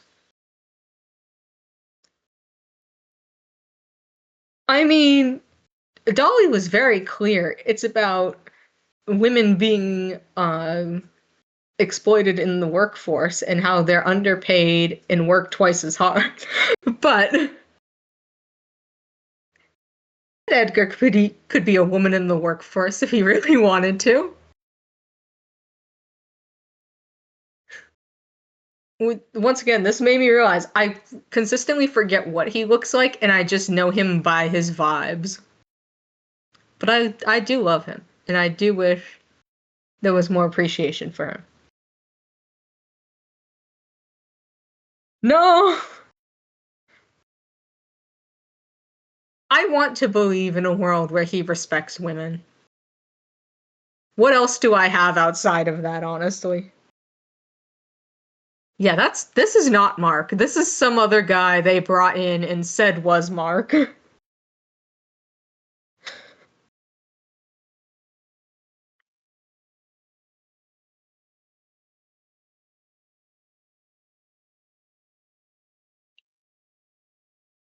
I can't say I was about to I was about to say this reminds me in this particular way the ad is done reminded me of the Chapel Run's The Giver music video, and then I was gonna go into that because that was one of the songs I actually had on the table for him. Incidental. Once again has nothing to do with him. It was just the vibes and the sound. He deserves. They all. This. The moral of this is all the egos deserve better than what they get in canon. Can I put this in just because you said you didn't like him? One of the pictures is just an actual squirrel. I love him, and I'm inflicting him upon you. I mean, how could you hate him? He's too sweet. Nightmares? That's a baby right there.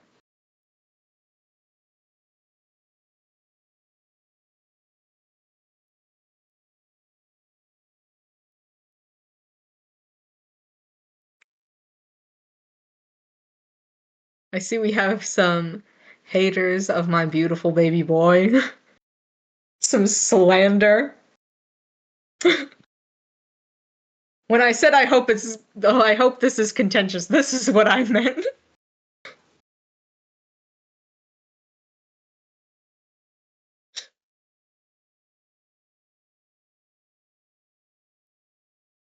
No, no, no. There will be no team ups against him. He can't defend himself. Look at him. All he has are squirrels.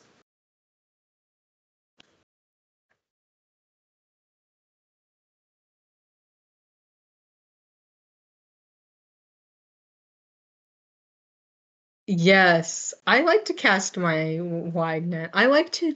They're so underrated, so many of them. And I wish they weren't.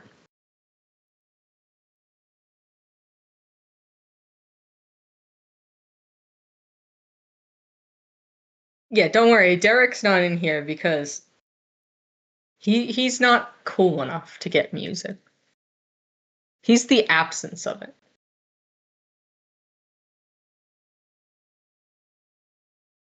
He doesn't deserve to be in, and then I'd have to look at him for a prolonged period of time, and I'm not doing that.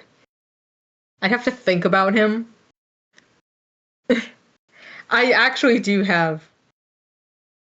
You'll have to see about that one.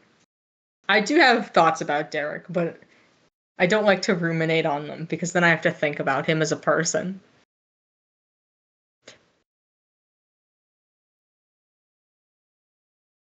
Yes. See, that's where King comes in. He brings in his squirrels. Yes. Any animal can be carnivorous in the right situation.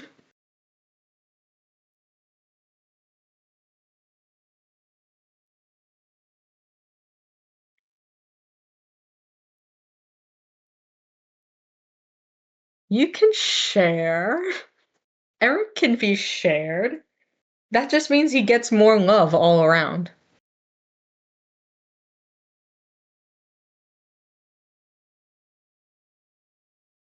I've only seen ones where they're shipped. It's an interesting dynamic.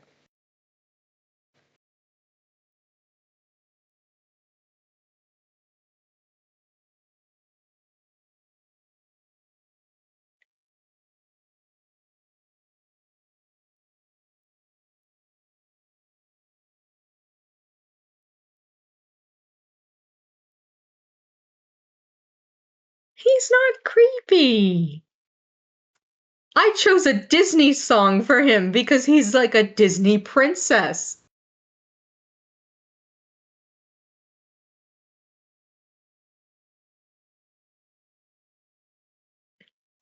He does look very Disney princess-esque.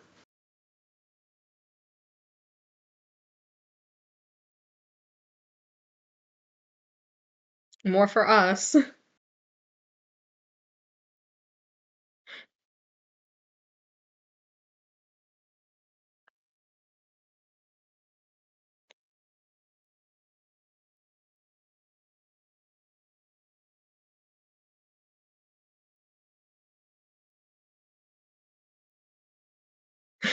He can be a nice gentleman from over there.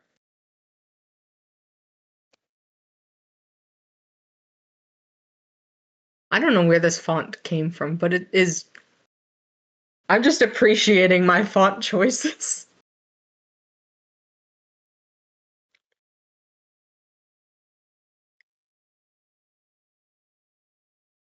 Okay, to be a nice gentleman, or in this case, the Disney princess that he is, you don't need to be graceful. We've established that. This song is from Brave, and Merida is not graceful. She's chaotic and loud and goofy. but we love her, and we love King of the Squirrels.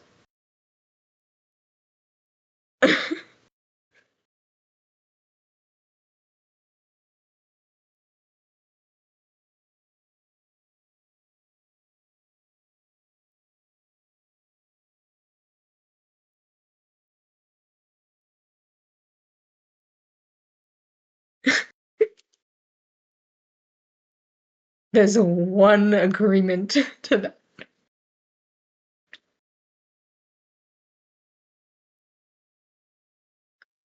It's not all peanut butter though. In the one from Markiplier TV, it's that special mm, sunflower butter or whatever, so it doesn't kill Ethan, because he'll die.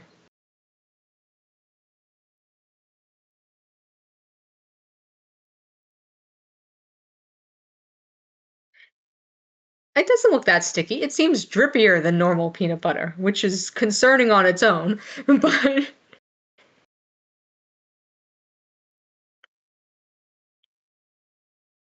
that's a problem with the company that makes the butter rather than King himself. He just has to use what won't kill his friends.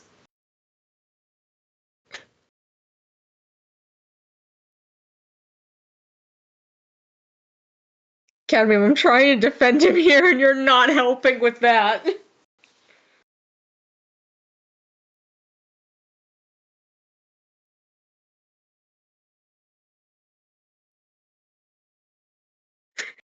The longer you talk, the more you have to look at him because the longer this slide stays up.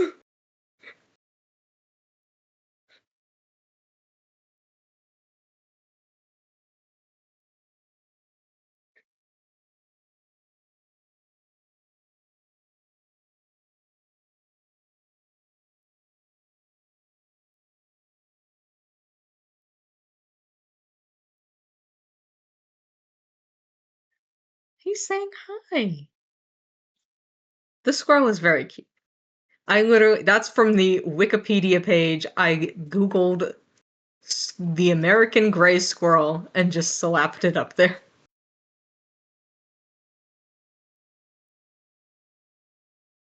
It's the Wikipedia squirrel.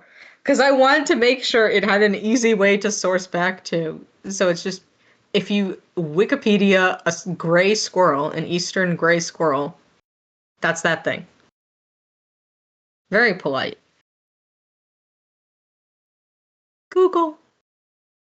My all of these are just my babies at this point. I love him. And I had a little bit too much fun with this because I like how it looks a little ugly and he's just in the corner with the motion blur of the hammer. And this was another one, and you'll see it in the next slide where it's like there isn't a lot to go off of him.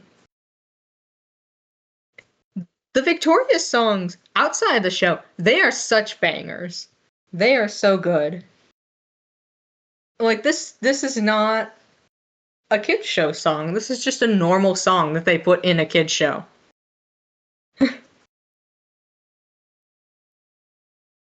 But yeah, this is mostly his just aggression towards humans, that fear, that pushing people away, which gets more into my AU of why he's like that, but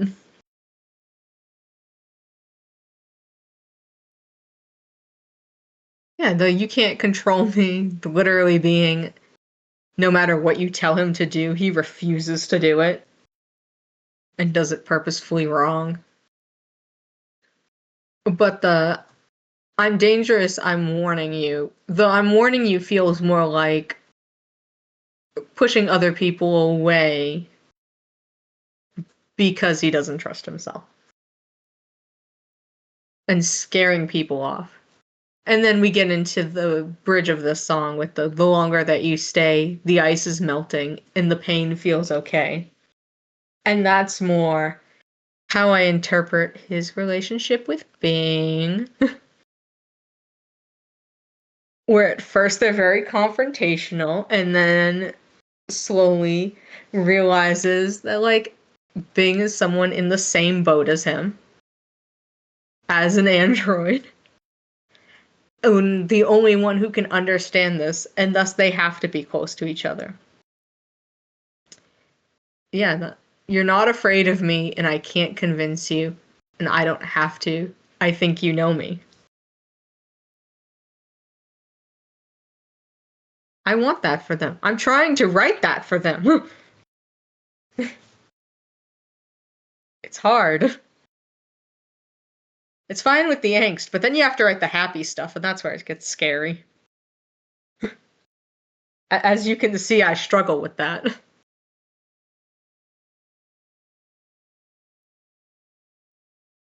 Because then the next slide is Bing, everyone's favorite guy. And of course, Jay's wife. I couldn't not include him. It was like by law, he was one of the ones where it's like, okay, I have to put in actor, I have to put in Wilford, I have to put in Damien, I have to put in Bing, I have to put in Google. And then we prioritize the things that I actually liked after that. Not to say I don't love all of them. I love how godlike he looks in this, because that was kind of the idea, is that this one frame of him looks like how the end of the song feels with the key change and that sort of liberation to it. Because originally I was like, oh yeah, the irony of the song I Am Not a Robot for the robot. But part of this would be him talking about Google, and part of this is him just about himself. Um, it's okay, you've got a weak spot. You're vulnerable. You're not a robot. Exactly. Just that feeling of, as we saw in the previous slide, Google putting up these walls, keeping him away, and being like, no, no, no, come closer. I care about you. Come closer. You're hurting me with what you're doing. But then, better to be hated than loved for what you're not solely ties into my fic, where Bing has a severe people pleasing issue, where in his attempts to be liked, he struggles with that. He struggles with being the cool, nonchalant guy. Because the realities of being this android are really scary if you think about it for a little bit too long. The fact that the fact that Google and presumably Bing, because they're in the same universe, are bound to what humans ask them to do. Google going to kill a human and then being told to open up several different things and short circuiting because he can't refuse that direction. And I assume Bing is the same way. But whereas Google builds resentment for that, Bing likes people. And that's where we get into the, can you teach me how to feel real? I talked about this a bit before, but I like the idea of him wanting to be more human, wanting to connect more with the human side of things, to the point of neglecting the part of him that is this android, that isn't human. I just want to put him through it emotionally. Just a little bit.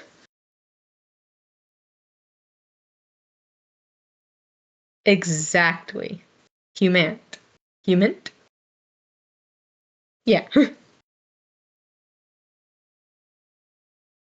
He just needs to suffer a little bit and then it's fine. He gets better. I forgot I put this one here. I meant to be like blood warning, but it's fake blood. This is the only other picture that one of the other pictures that I didn't take from a video, mostly because I didn't want to go through that and find that video in particular. This is from Mark's Instagram. So it once again has a source. I love her, and I love this song for her. I wish this font looked more like blood and not just uh creature feature, but it is what it is. But yeah, this song, Ooh Ah, it's by Alexander Rybak, who I feel like most people know his song Fairy Tale that won for Eurovision some many years ago. I don't remember which. He's Norwegian.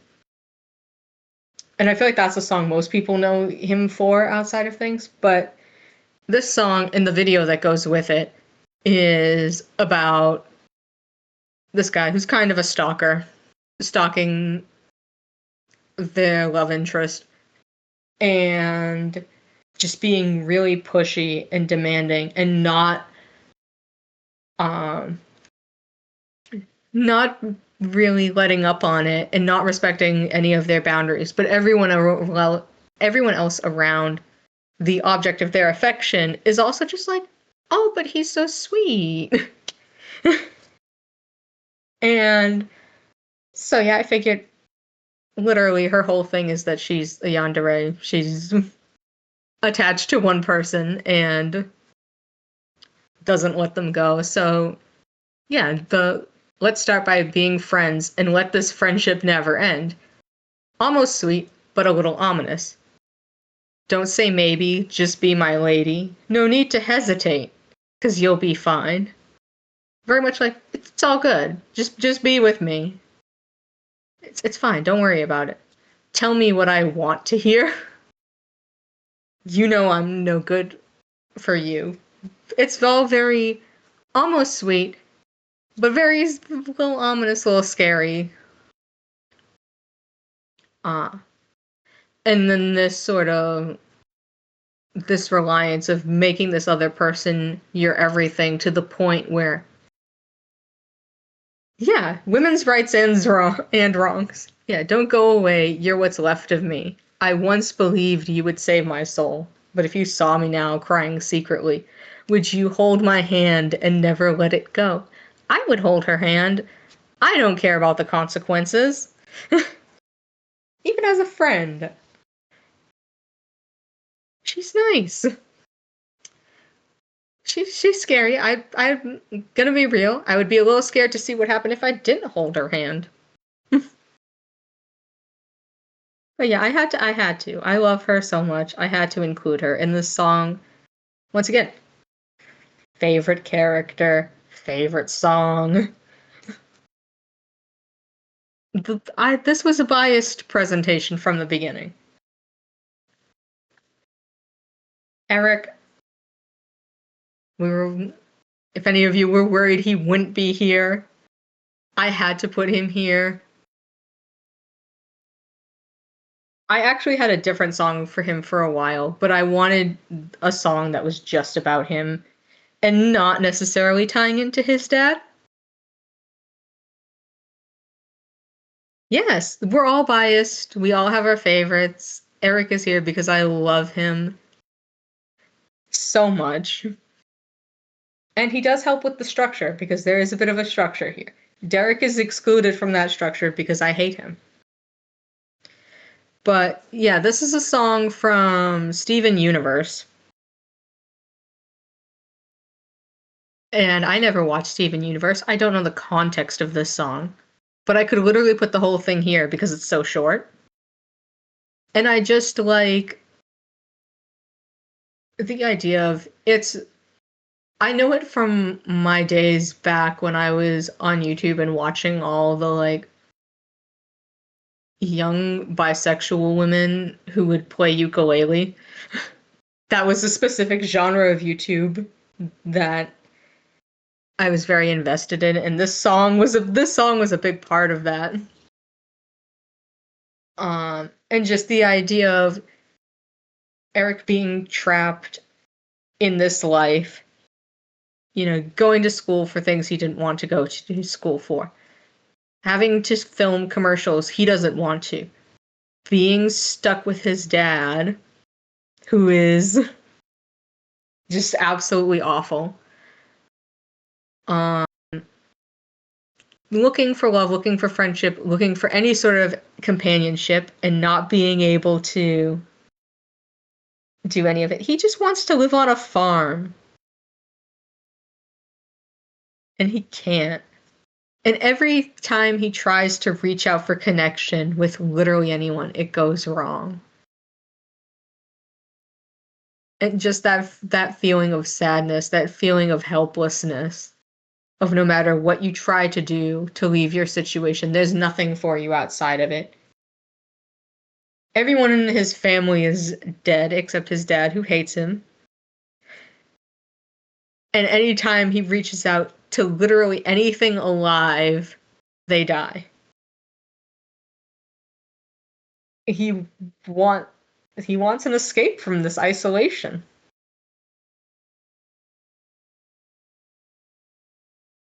And I'm going to stop myself before I say more than I probably should about what that escape would be, but it's implied. But yeah, need to find someone like Illinois who is just impervious to this curse and who can stay with him. Someone who won't die, who actually loves him. Yeah, see, that it all ties into it.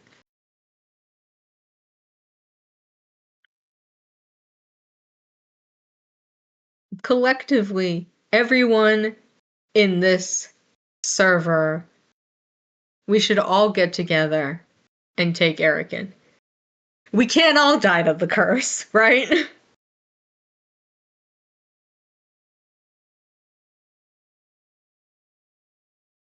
Yeah, the ego manor fics are a big part of that, where it's like, I mean, I don't know how many people this also applies to, but in my own canon, the egos are functionally immortal. And so Eric finds a group of people who love and care about him who can't die. It's great. It's wonderful. And they also hate his dad once they learn what he's like.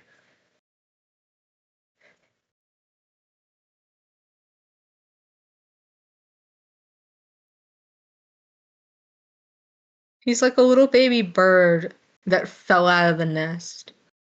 And the other eggs got squashed, and the mama bird got eaten by a cat, and he's all alone. And you pick him up and you like bottle feed him. That's him.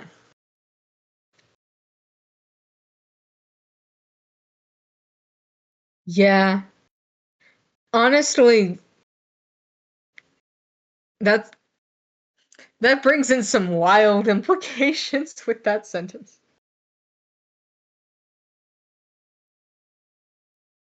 There's someone who exclusively tries. Share with the class.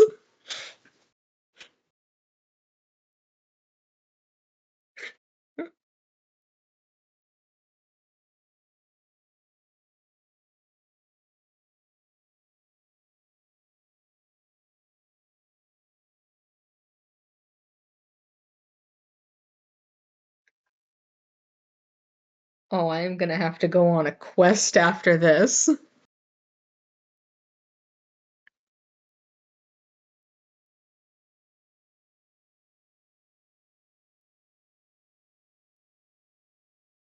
I love Eric.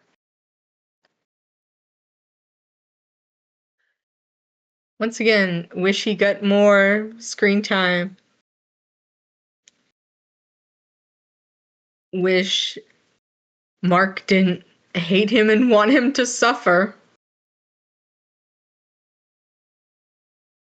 More screen time that's dictated by us or some other third party that isn't Mark and therefore loves these characters.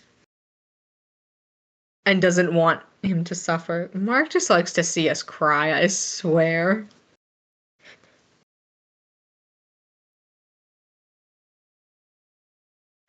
And Randall, my other love. I had to include him if I was including characters from the Santa Spills the Tea that aren't Santa because Santa is already a real thing that has a lot of songs associated with him, and I'm not giving him that publicity. He's just so fun and chill and such a great breath of fresh air while we're suffering through the Derrickson story.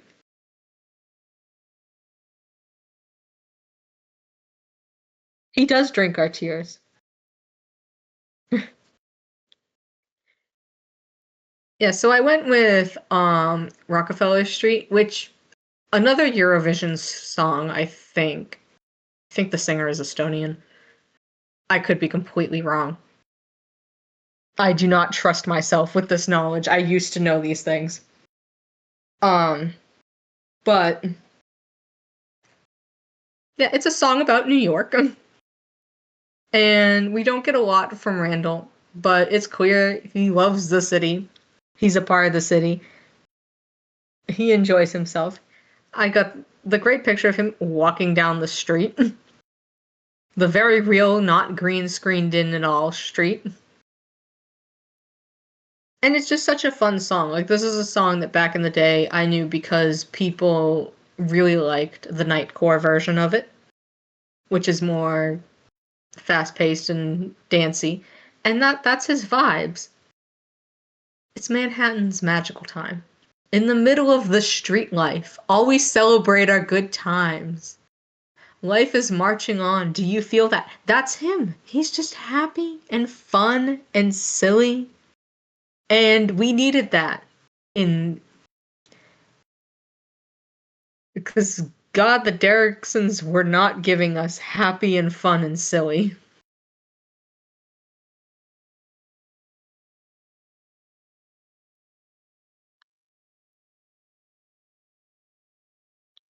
Yeah, they should. In my mind's eye, they all filmed this on like the same set. And so afterwards, Randall goes up to the Derricksons to like invite them for coffee or something, and he sees the situation going on with Eric. In my beautiful mind, that is what happens. He's like, I gotta intervene here. I gotta help him. Because they're all promoting the same merchandise. So it makes sense that they would all be affiliated with each other.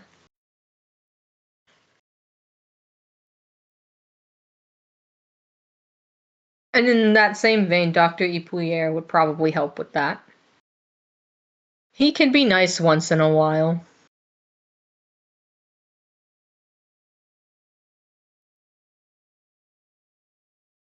Yeah, he was just outside and they needed someone else to come in. And he can be friends with King of the Squirrels too, because what are pigeons but the squirrels of the city that fly?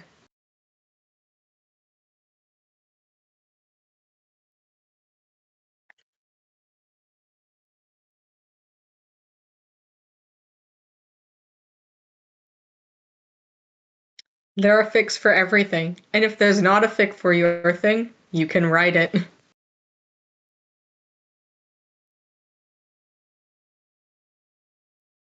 No, I will bring him up more. After this, I'm just gonna have his slide up on the screen.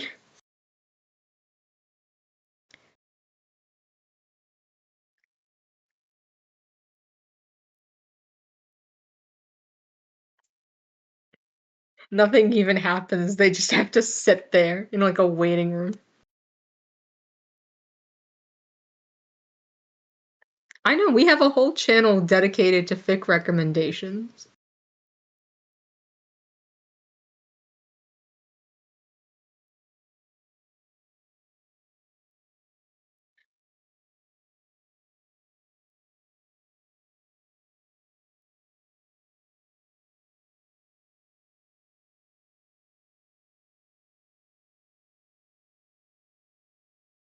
Put that thing right back where it came from, or so help me.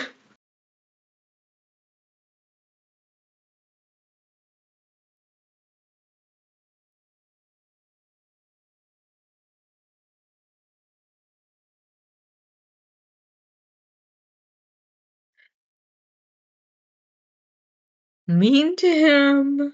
Mean to him for no reason.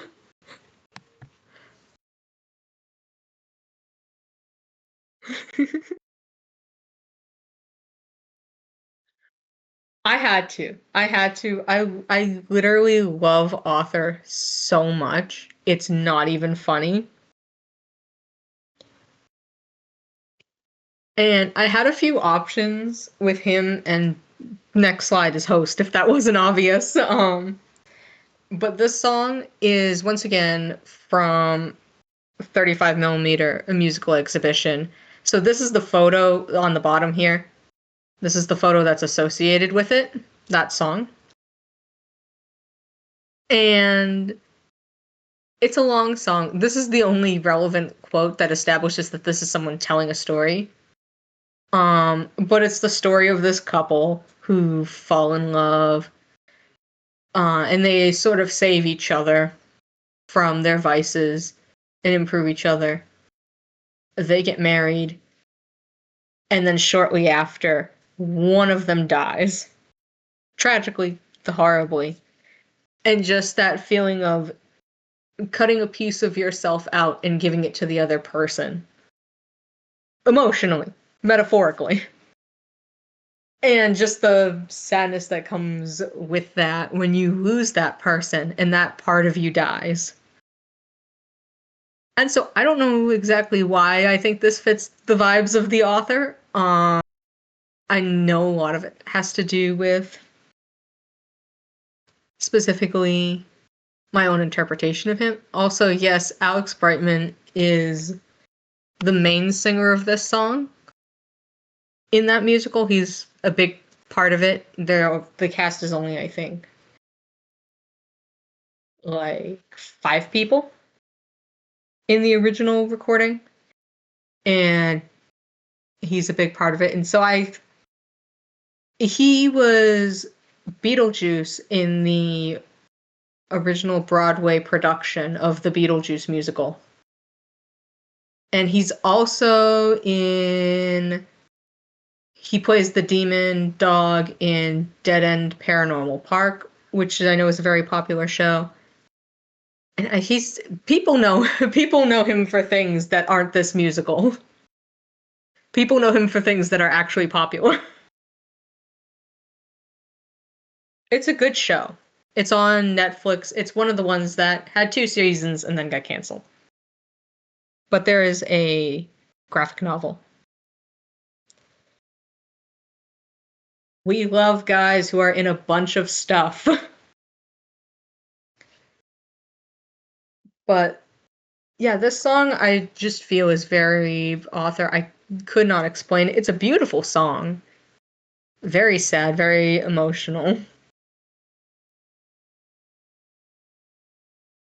Yeah, we love when people get work and they're in things. And then people find them through those things.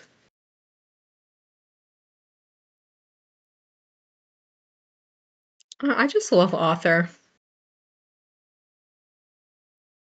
Where's Waldo of the entertainment industry? There are so many. Once you start getting to know actors and things, you start noticing people who show up in everything just in background roles. Like that really happened when I watched It's Always Sunny in Philadelphia. I started pinpointing, like, oh, I know this person from here. I know this person from here. Because just everyone who's ever worked in Hollywood, I swear, has ended up in that show. Like, as supporting actors to things and, like, background characters.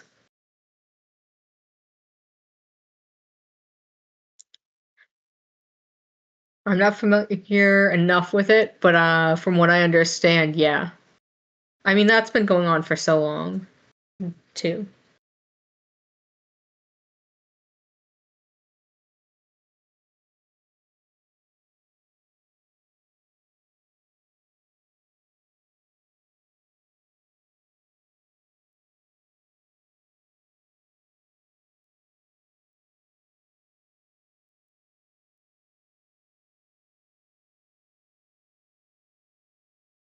Oh yeah.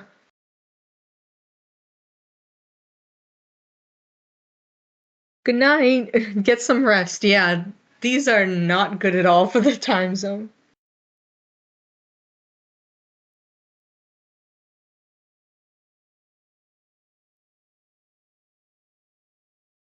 And thank you for being here.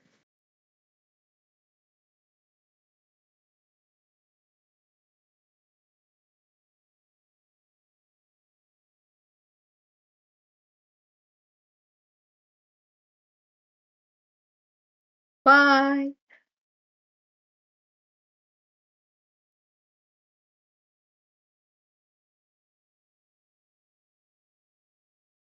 Oh yeah,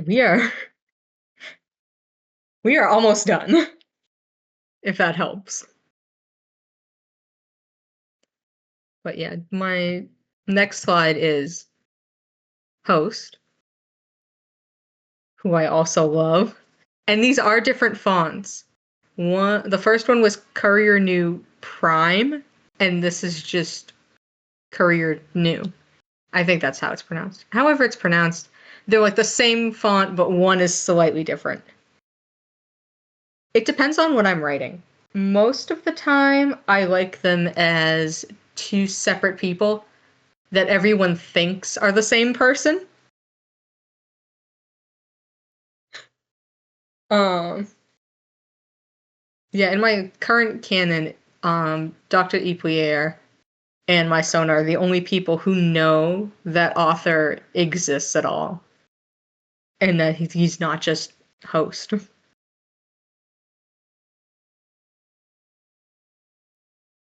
But this is, as I had mentioned before, another Team Star Kid thing. This is the theme for their anthology series, Nightmare Time. And once again, very host. He's so in the corner. I don't like that, but it's fine. Um, he feels like from his 2 seconds of screen time, a character who would do something like this, an anthology series where it's just a lot of tales of horror and of despair and dismay. And so I like this first part, like talking directly to someone. No need to run away, because the nightmare will get you soon. It sort of feels like what Author was doing in taunting his characters. Every story you tell, we're in pursuit. Once again, we're more storytelling, more of that. They're very intertwined in that way. They're very similar. But the I'm in your head and you know it, nothing that you can do about it. Just that idea that he's always narrating. So does he always know what's going on? Is he omniscient? Does he know what you're thinking? Uh, just run away if you want, if you dare. And but the nightmare time already caught you are just fun little scary lyrics that I like. I like that he's scary. I like that both of them are very horror-esque, and once again, wish there was more of them. I understand completely why there's not. It just is up it's up to us to love and appreciate them. Yeah, it's spooky season. So many of the egos are spooky season themed.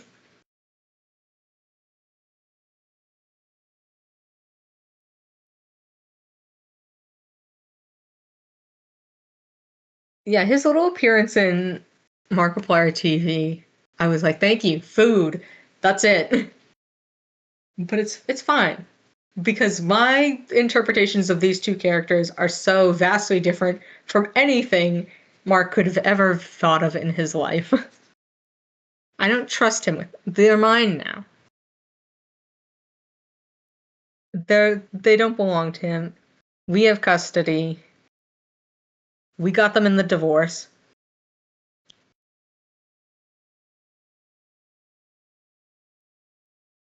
Yeah, all of these Most of these egos in this presentation have been abandoned for one reason or another. Some of them legitimate reasons that I understand. Some of them I'm like, you coward, you other thing that I can't think of. Just give Bing a human name and you can incorporate him and Google and stuff.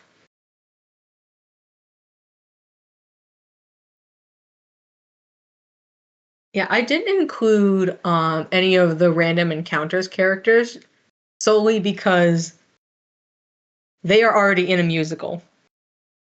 And the same goes for Necromancer. And Cool Patrol, yes. They're all in musicals. So I was like, it feels like sort of cheating.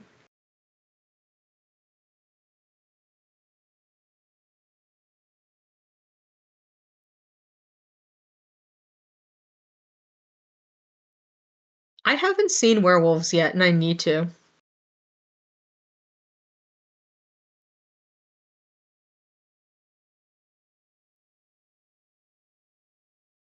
Can we have a bonus spooky watch party that's just. We didn't get to that. And we didn't include that. I think we had talked about it, like once before.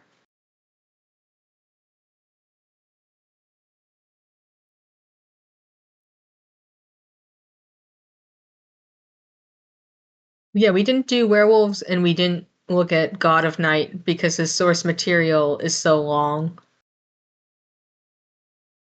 And that's also why I haven't looked at God of Night, unfortunately. I love him and he should be here, but he's not.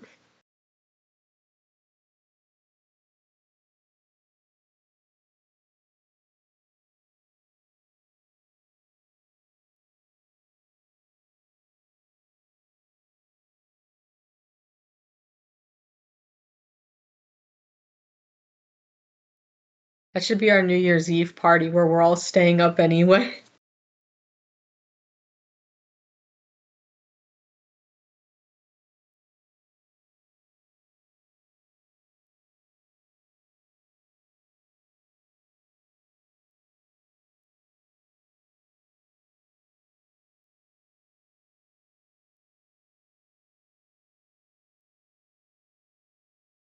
Yeah, game nights will be.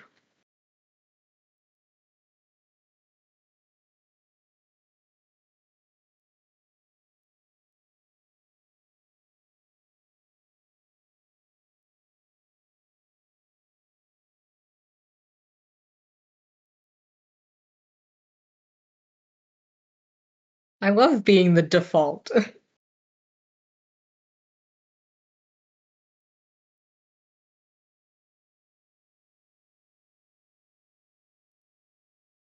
Isn't that like as long as Titanic?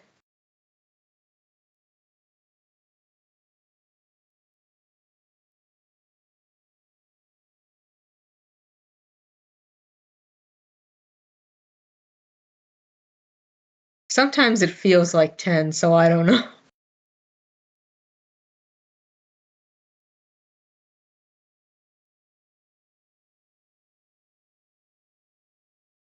He's barely in frame there with that other person. He's so small.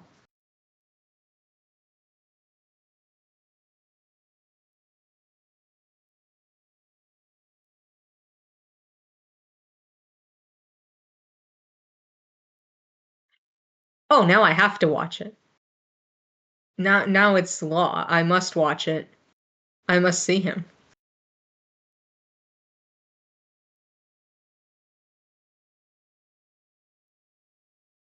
Mark looking tiny amongst the giants he calls his friends never ceases to amaze me.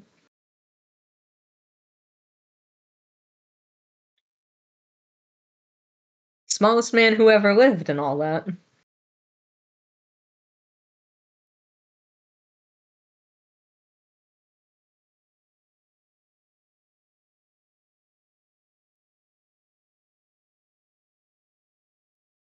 Yeah, he was absolutely petite there. Like, put him in your pocket and then somehow lose him in your pocket.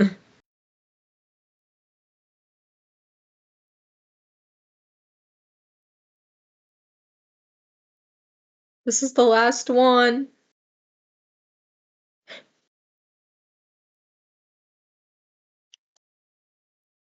Remember how I said put a pin in the thing in the first slide? This is the thing that we had to circle back to. Because yeah, this is also a Grayscale song.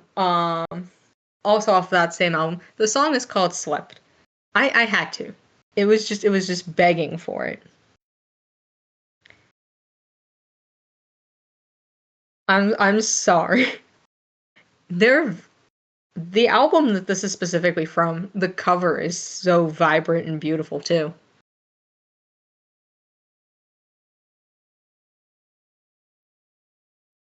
I love Dave. And Dave was my introduction to all of this. The Edge of Sleep was my introduction to Mark. So I had to include him, even though I was like, he doesn't really fit the rest of the things.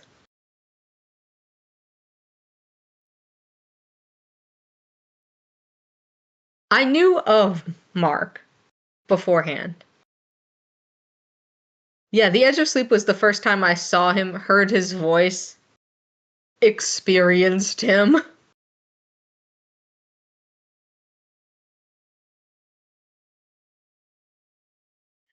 Yeah, I consider him an ego solely because of personal bias. Because this is what made me. I fell in love with Mark as an actor before I knew him as a gamer.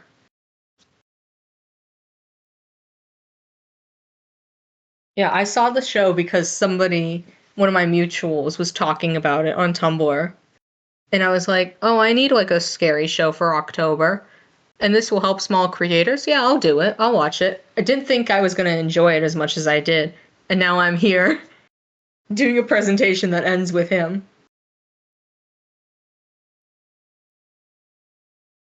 I have listened to most of the podcast. It got very overwhelming for me, and I kept having to take breaks. Oh,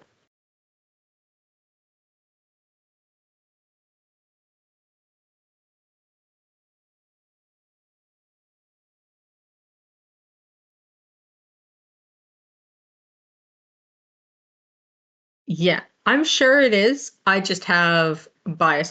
I'm never gonna not love the show just because it was my introduction to this world and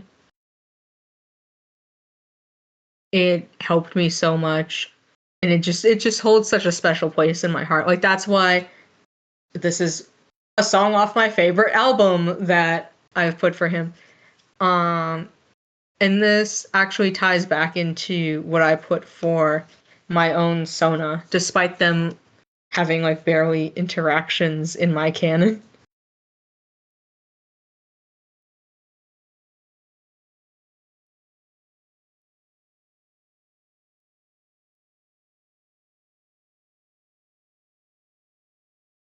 Dave is there.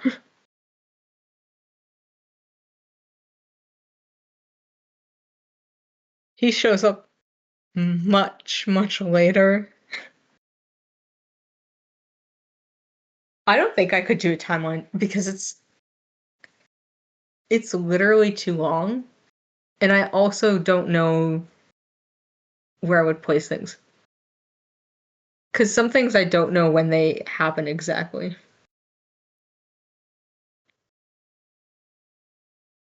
I should do a timeline and just break it up into 30 presentations.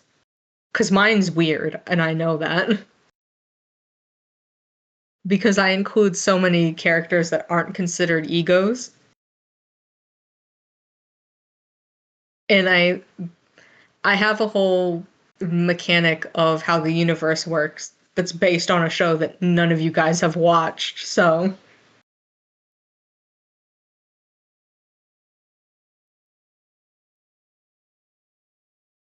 yeah, it's one of the Yu-Gi-Oh spin-offs, Yu-Gi-Oh! Zexal. And there's literally it's kind of like a main plot point, but not relevant at all.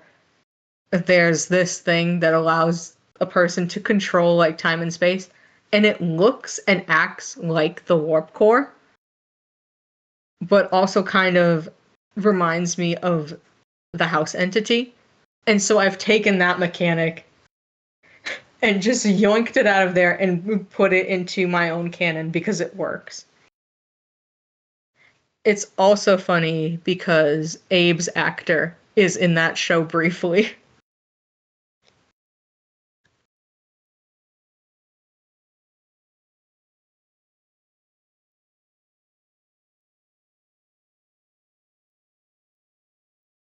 Yeah, I was looking at his IMDb and I was noticing he does mostly voice acting. It's criminal.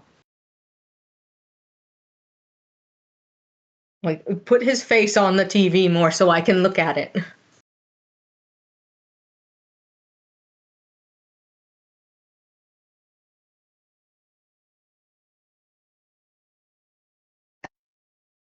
But he's also really good because I never would have guessed it was him. Yeah, Mark knows how to put attractive people front and center in his work. This includes himself.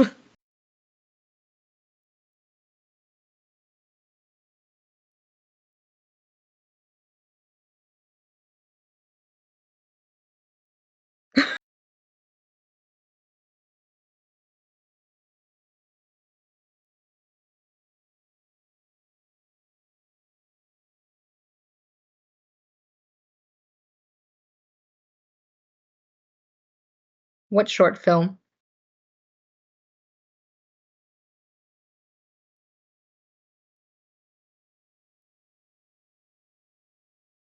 I'm not going to say the thing, but I am thinking it.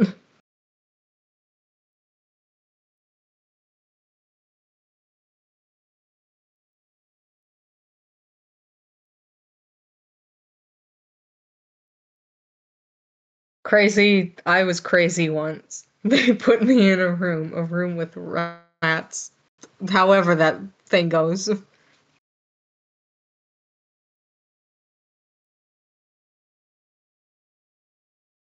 Is that more common on my side of the internet than the normal side?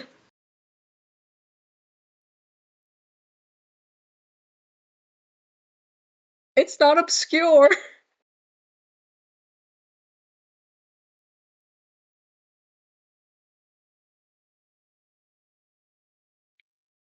I'm being bullied.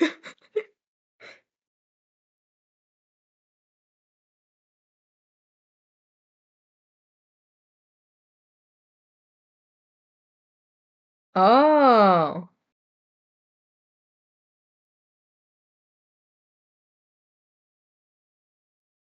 But that is so nice that people do work with him so frequently. Like that just says so much, especially because he directs so many of his projects where it's like he makes a thing and then everyone's just like he was so great. I want to work with him again and again. I trust him. I trust his vision. That's all you can ask for as a creator is that people want to collaborate with you.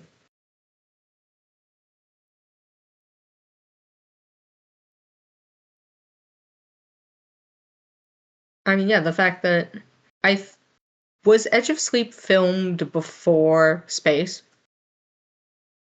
and had like Leo already been cast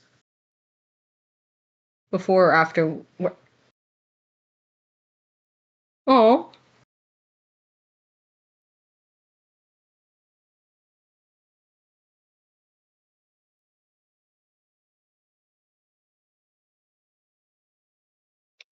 he looks so small in that.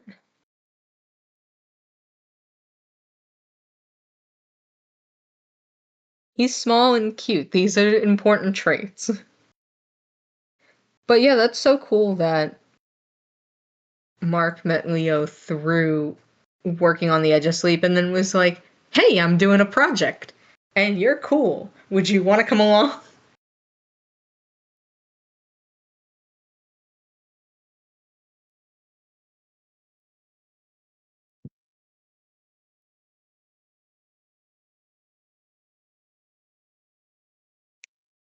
If it gets past a month, you should have seen it by now, or you should be okay with spoilers. That's my philosophy.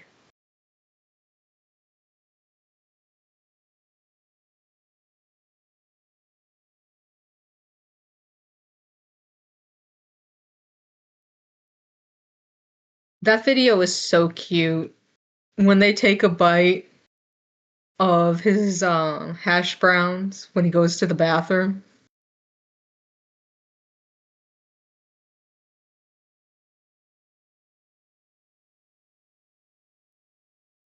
Yeah, that's why I can't not love The Edge of Sleep, the show. It works so hard to get here. I have to appreciate it. I have to love it. Even if it's not the best version of the story. So we all getting hash browns after this?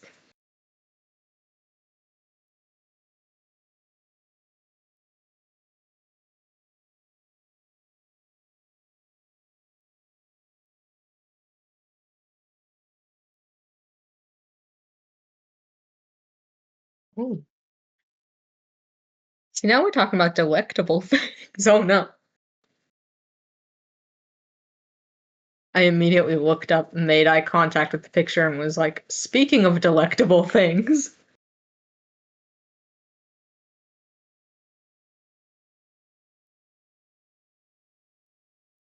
I just love how haggard he looks. Yeah, this whole presentation is really a buffet.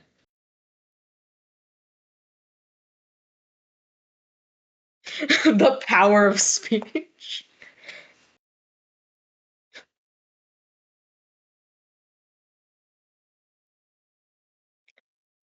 Literally, I've been on the other side of that where I go to type something and then somebody who's on mic says it out loud and I'm like, "Oh, damn. Now I'll be redundant."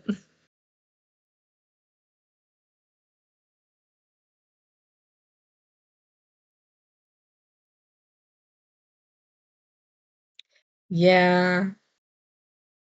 It's like Damien and then everyone else is at like spot number 2 collectively.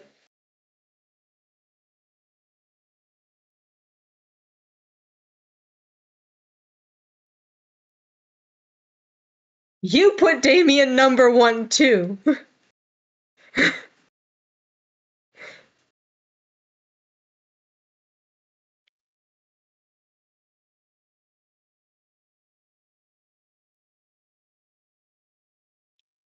And then somewhere like down in hell is Derek, I presume.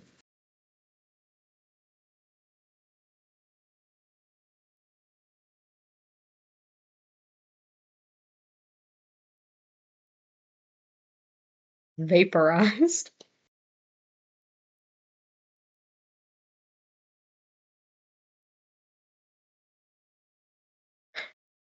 Which means if we're going off of everyone in this presentation, you just agreed that King of the Squirrels is a number 2.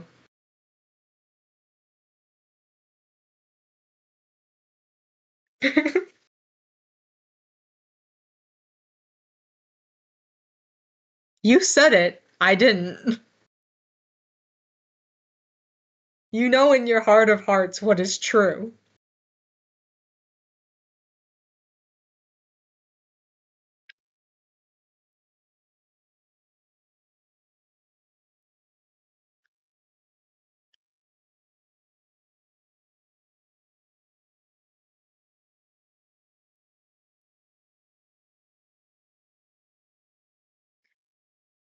You respect Silver Shepherd's beautiful tongue twisty name.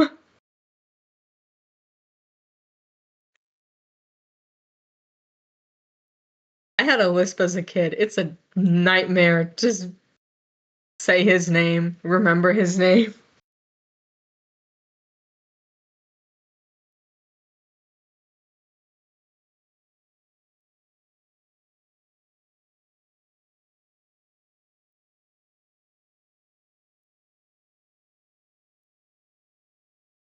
Honestly, knowing Mark's naming conventions I'm surprised it's not that.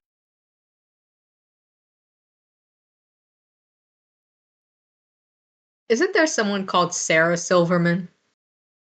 Is that a person that exists? Yeah, see,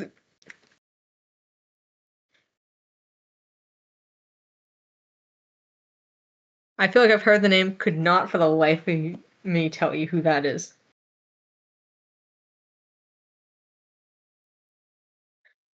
Oh, that's right, that's right.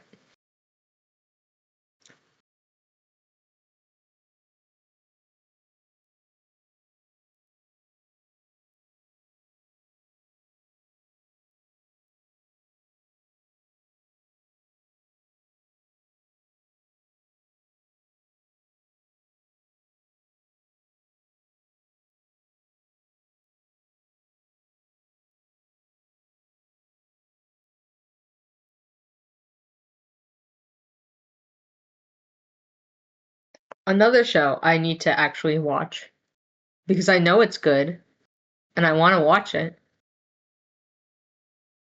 It's just I did finally watch The Amazing Digital Circus. I did that.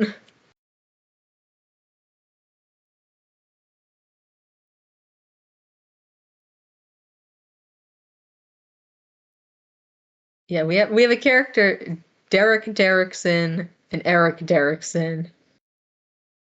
We got Ed Edgar, Gunther B. Gunnarsson. Bert doesn't even have a last name.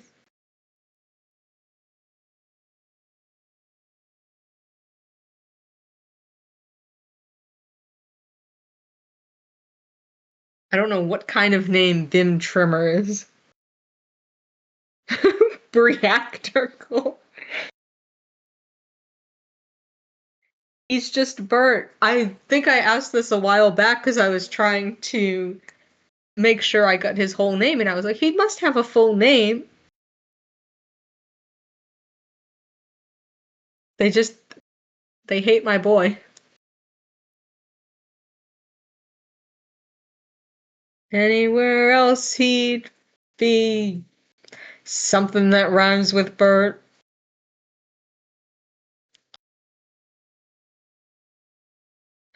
He'd be a shirt? Not that.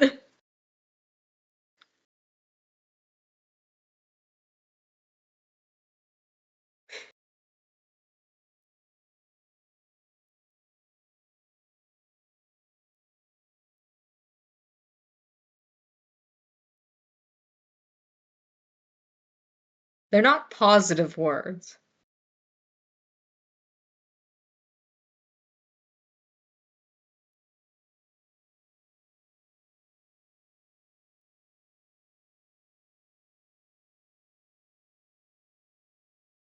Oh, yogurt, yogurt.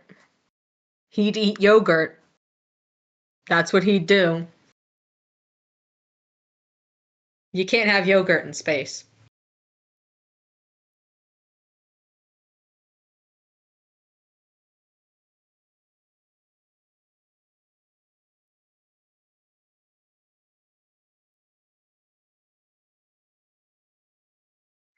I'm pretty sure it's like dangerous to have yogurt in space, is it not? I don't have the space autism. I don't know what.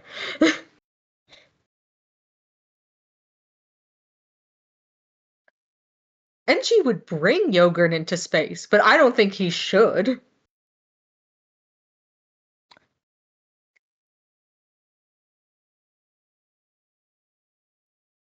Because nothing goes wrong on that ship.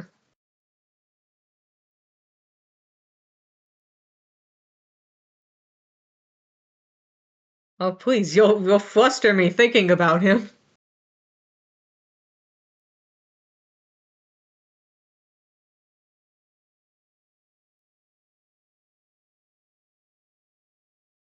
All of my knowledge of space comes from like SpongeBob, so who knows?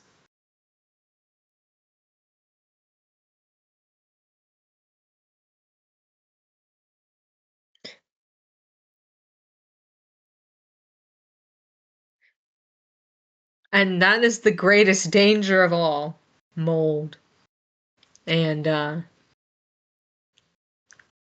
spoiled milk and dairy products.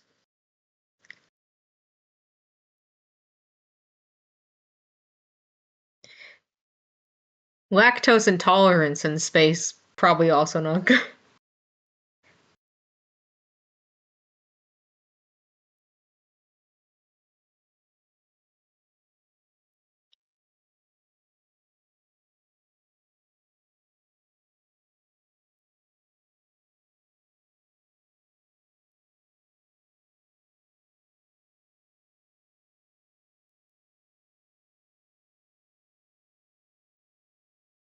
See, I'm so concerned.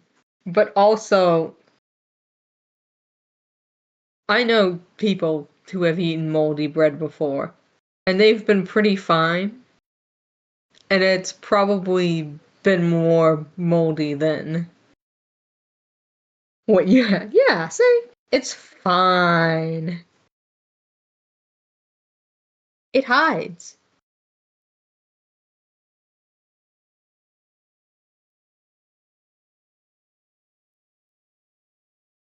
It's like it appears while you're eating it.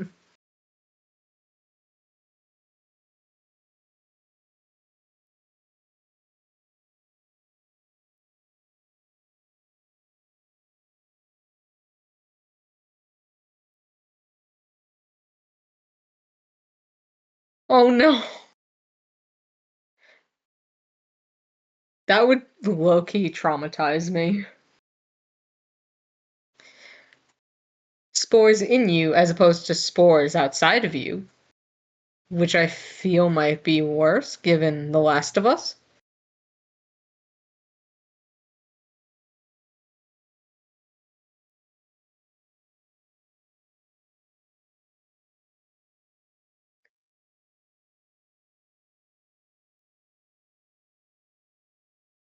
Presumably before he saw the mold, right?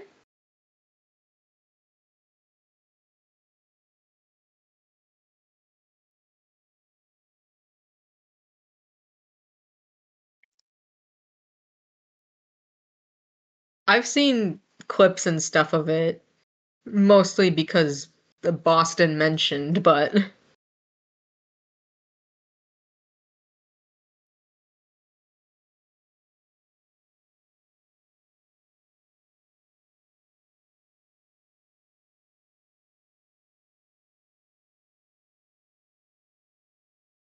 oh yeah, this band is from Pennsylvania.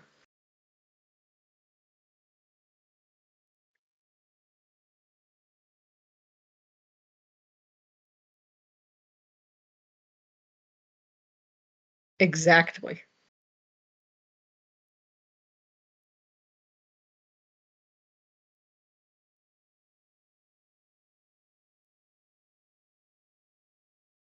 Hence why they were singing about the Atlantic Ocean.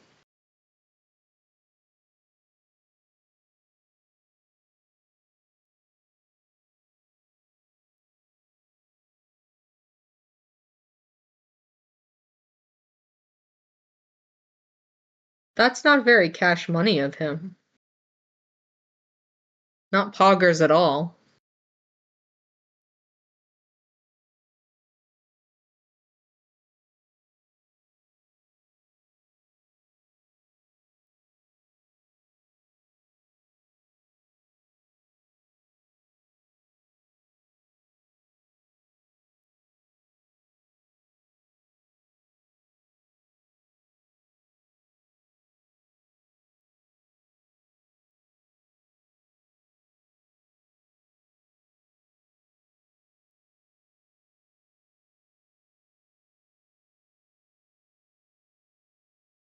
His stuff is delightful.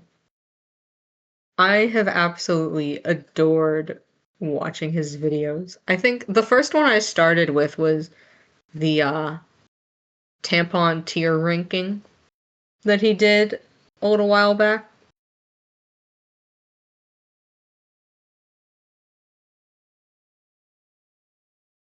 They're just so fun, and he hangs out with his friends, and he's silly. Enjoyable content.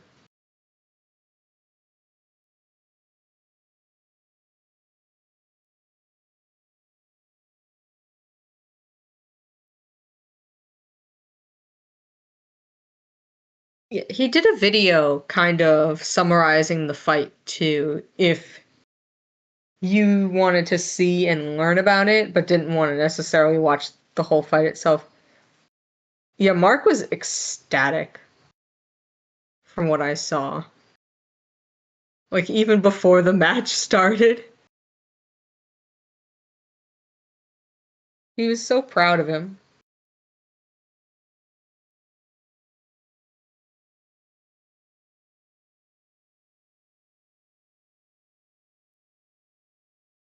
Proud Papa.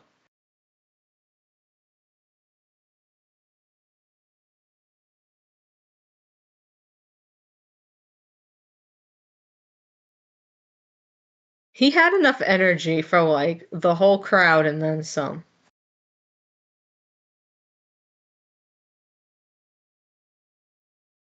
I've never seen Mark, like, that excited and energetic. Because usually when he's happy, he'll just be a little,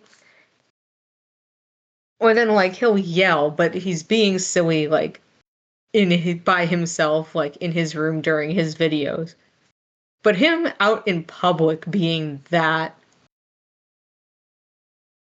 not extroverted, but just that loud and openly emotional, was like, it really must have been quite the moment for him. And obviously quite the moment for Ethan to accomplish that, and then have people waiting who were so proud of him as well.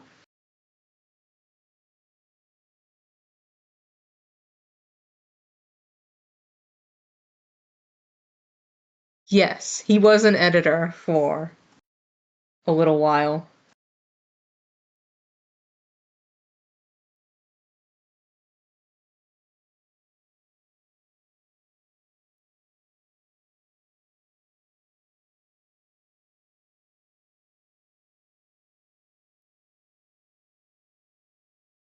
Literally every time I think about it, I'm just like, that should be me. The fact that I could have been there for that event specifically, but just didn't know or watch Mark at the time. I could have witnessed the backflip.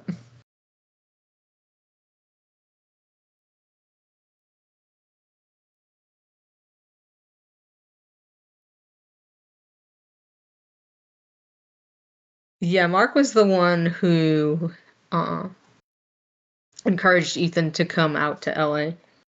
And then I know he used to pay for his acting classes. Does he still do that? I am coming off mute because it was going to be too much typing to write.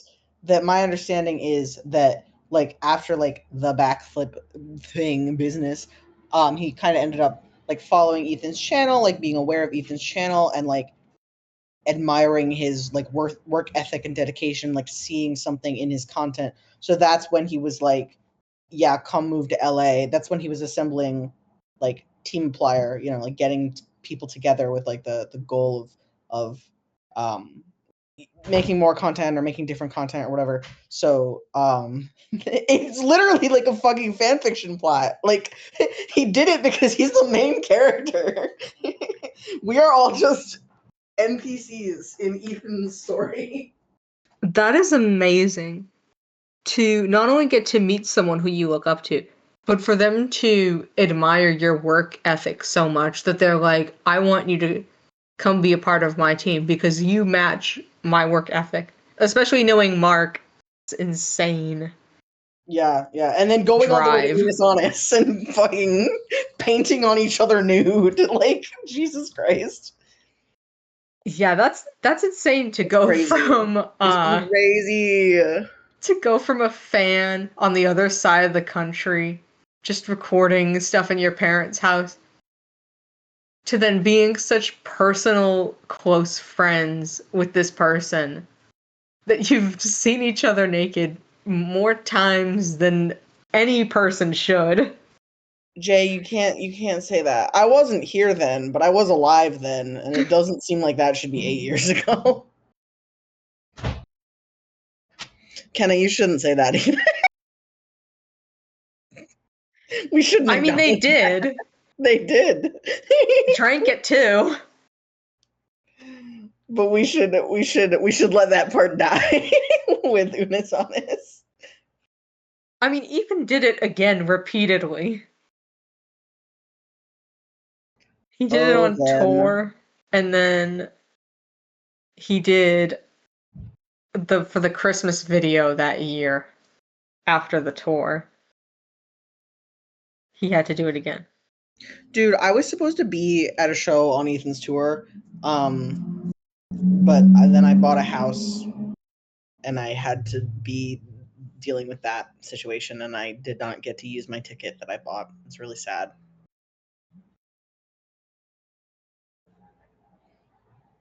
So Ooh, sad. can we watch that? Miller, can you put Aww. that on screen share? Can we watch that?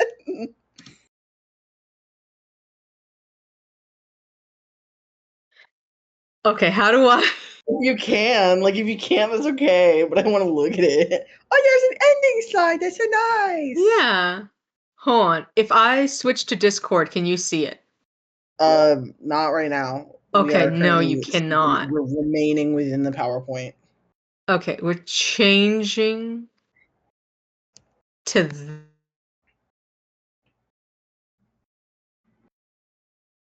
Or just this. See, no, the my. link. Oh, now we're in. Ooh, here we are. We are in Discord. Your colors are different than mine. Is that good? We can see it. Yeah, yeah, yeah. Okay.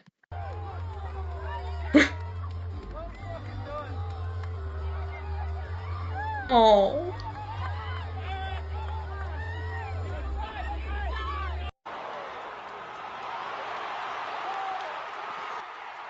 Oh, pixels. Oh.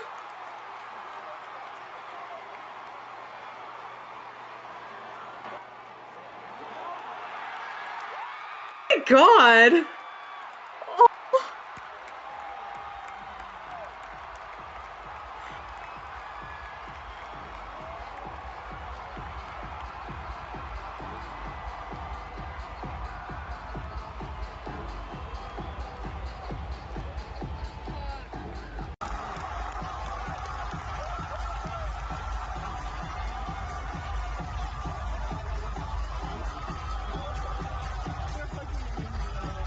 Oh.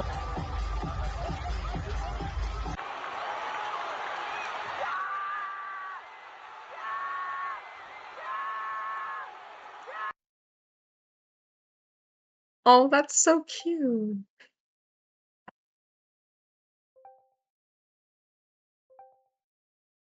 Wait, hold on.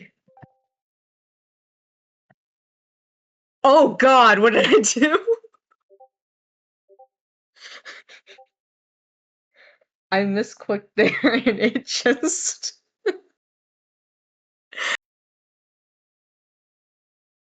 there. I meant to hit the little meatball menu and it just hit the screen instead and just opened it up into the void. Yeah, those are the fireworks at the end.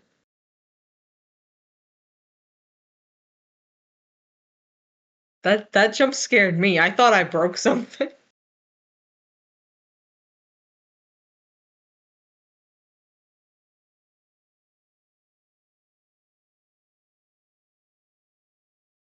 It's scary.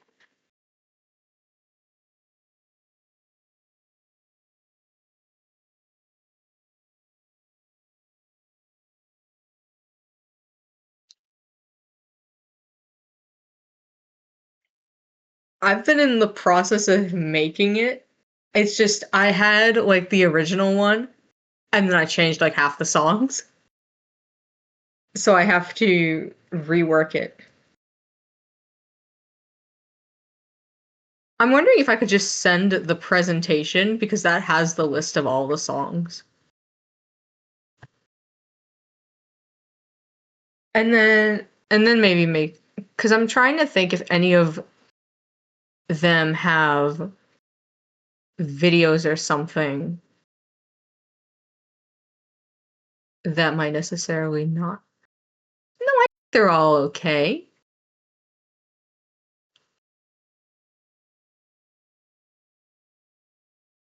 Yeah, I honestly might just go through the presentation and write down the list and be like, here.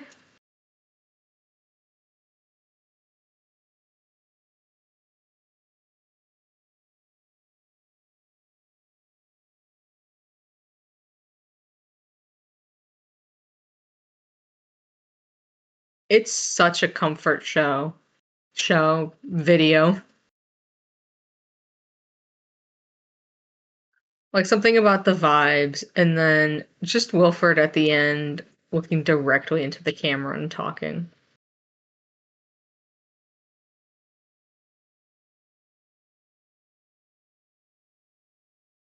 Yeah, I should. After this, I'm gonna have like dinner and then I'll do that.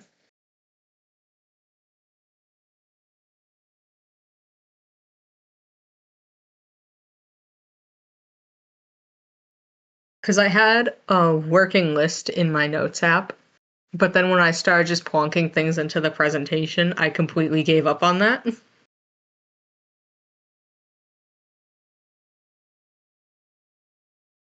It's just instant serotonin. Wilford is just instant serotonin. Unless it's him in The Wire or in Who Killed Markiplier. Then it's just sadness.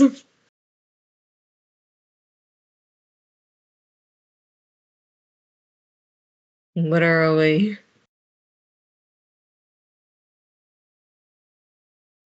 I've been trying to build a Wilford cosplay because I just love his vibe so much, but also he's definitely one of those characters you want to be him, but also you want him.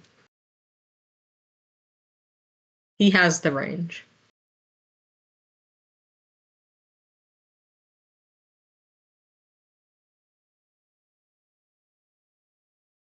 He's a pretty easy one and a fun one.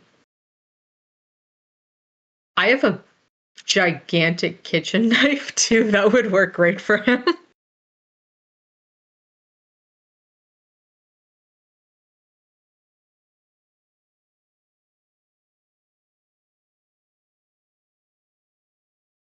Have props like Wade and his little cigar.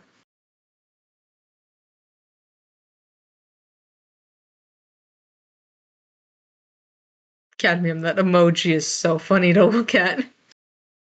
It's just trapped in a box and bouncing around.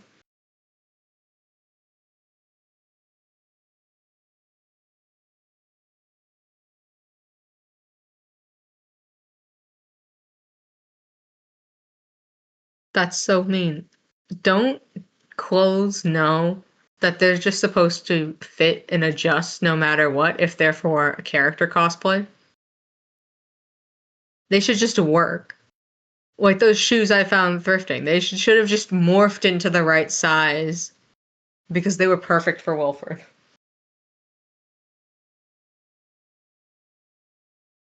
They should also be free.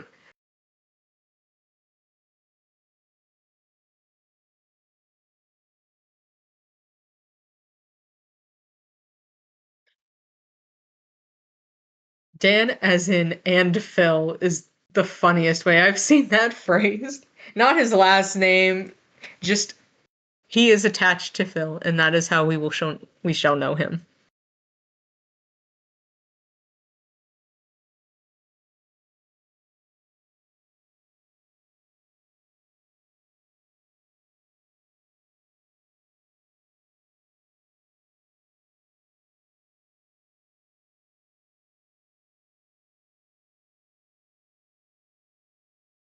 Yeah, that's his full legal name.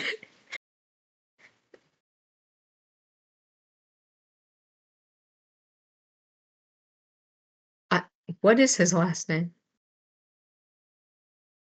You made me forget to. Oh my god. You made me forget too. I was like, wait a minute, I know this one. I know this one.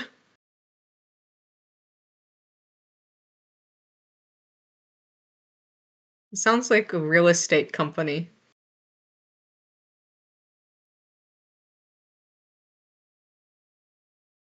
or attorneys at law. Very formal business last names.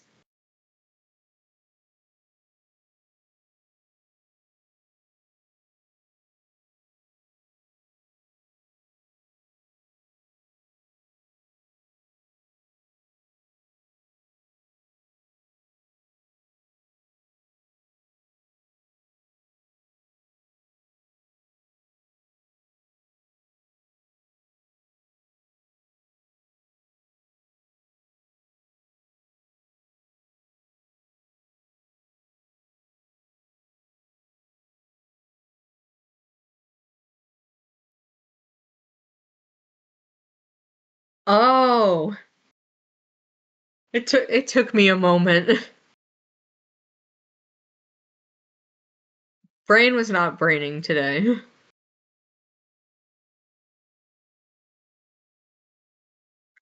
Yeah, they're very symmetrical with each other. One ending in the EL sound, and then the next one starting with the LE sound. It all works.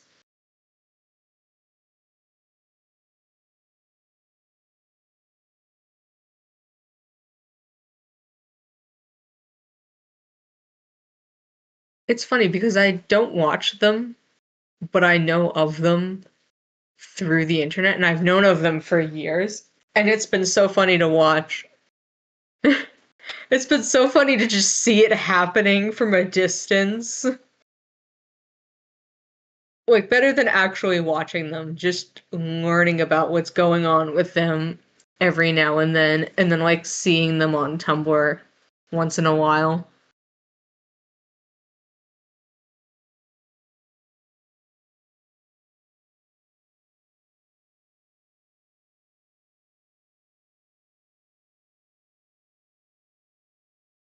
I might watch them at some point because that's kind of what happened for me with Mark is that I'd see him from a distance, like the shark fin in the water. And then eventually I was like, okay, let me poke my head in there, see what's going on.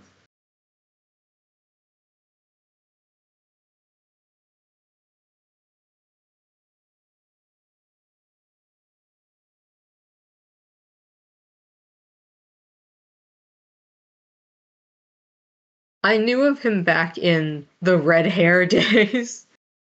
Because I would see art of him. And then like maybe some pictures from Yandere Simulator. Just because I know like the people I was friends with at the time would have liked that. And I would have heard about that. And I knew the name. But yeah. And then before I started watching him, I had heard somebody talk about Unis Honest, but not know it was him. And then I heard about um his OnlyFans, but it was just like bits here and there. Oh, and the tweet he made about being in the hospital and people voting on whether it was the LA gangs, boob reduction, boob unreduction, or intestines went kaboom. Those were the options.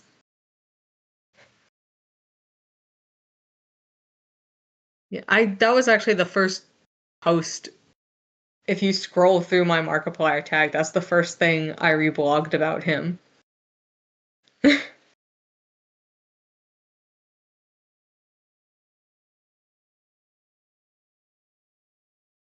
I like that the reduction and then the unreduction, not enlargement, implying that they were reduced before.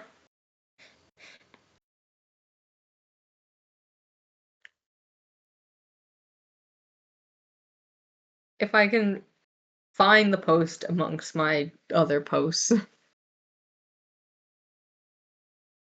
It's so very. Oh yeah, I haven't had anything since my little bowl of dry cereal at breakfast.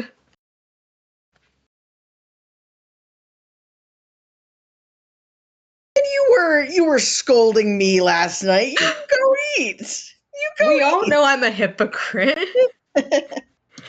I'll be like, hey, you guys should go to bed, and then I stay up for an extra 5 hours. Yeah. Go eat. Okay, oh god, we're all dying. All the status effects are coming up. This was fun. Thank you for sharing. Thank you for being here. This was so much fun. I'm glad I got to do this, and it's the last one until people reschedule the other ones. Whenever that happens. Please, this was so stressful. Round 2 needs to be like 2 years from now.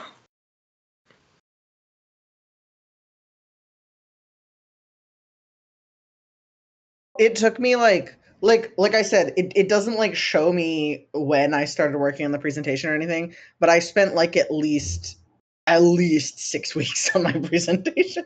Um so yeah, we gotta wait a bit. I say we do it in like December or January. We need to do it in the slow Ja- season. January is slow. January is slow for me anyway. January I might don't be nice, yeah. I don't know what people do in December. I guess that's still final season for anybody who's in like college and stuff. Yeah, and people Ooh. who celebrate the holidays around that time. And there's a lot of stress if they. Because I know I do, and that just. There's a lot of stress I'm a in my big Christmas household. enjoyer, but like the vibe I want in my Christmas life is like hanging out with people, having a nice little casual, enjoyable time, you know? So like in my ideal world, I would be able to do that in December. In practice, I understand what you're saying. I am really, really Yeah. excited to do my part 2 though. So like I really want to. I just need at least 6 weeks. Oh, yeah. Like I'm gonna finish. I have to finish, like I said, some like physical IRL shit, and then I'm just gonna work on mine so that it's done. So that when we decide, okay, it's time, that I don't have to then figure out how to shoehorn it in. I'm excited. I should start working on mine now because I was literally working on this up until like a few minutes before. Oh, yeah, food time. Food time. We need Bye, to eat. everybody. Have a good night. Bye.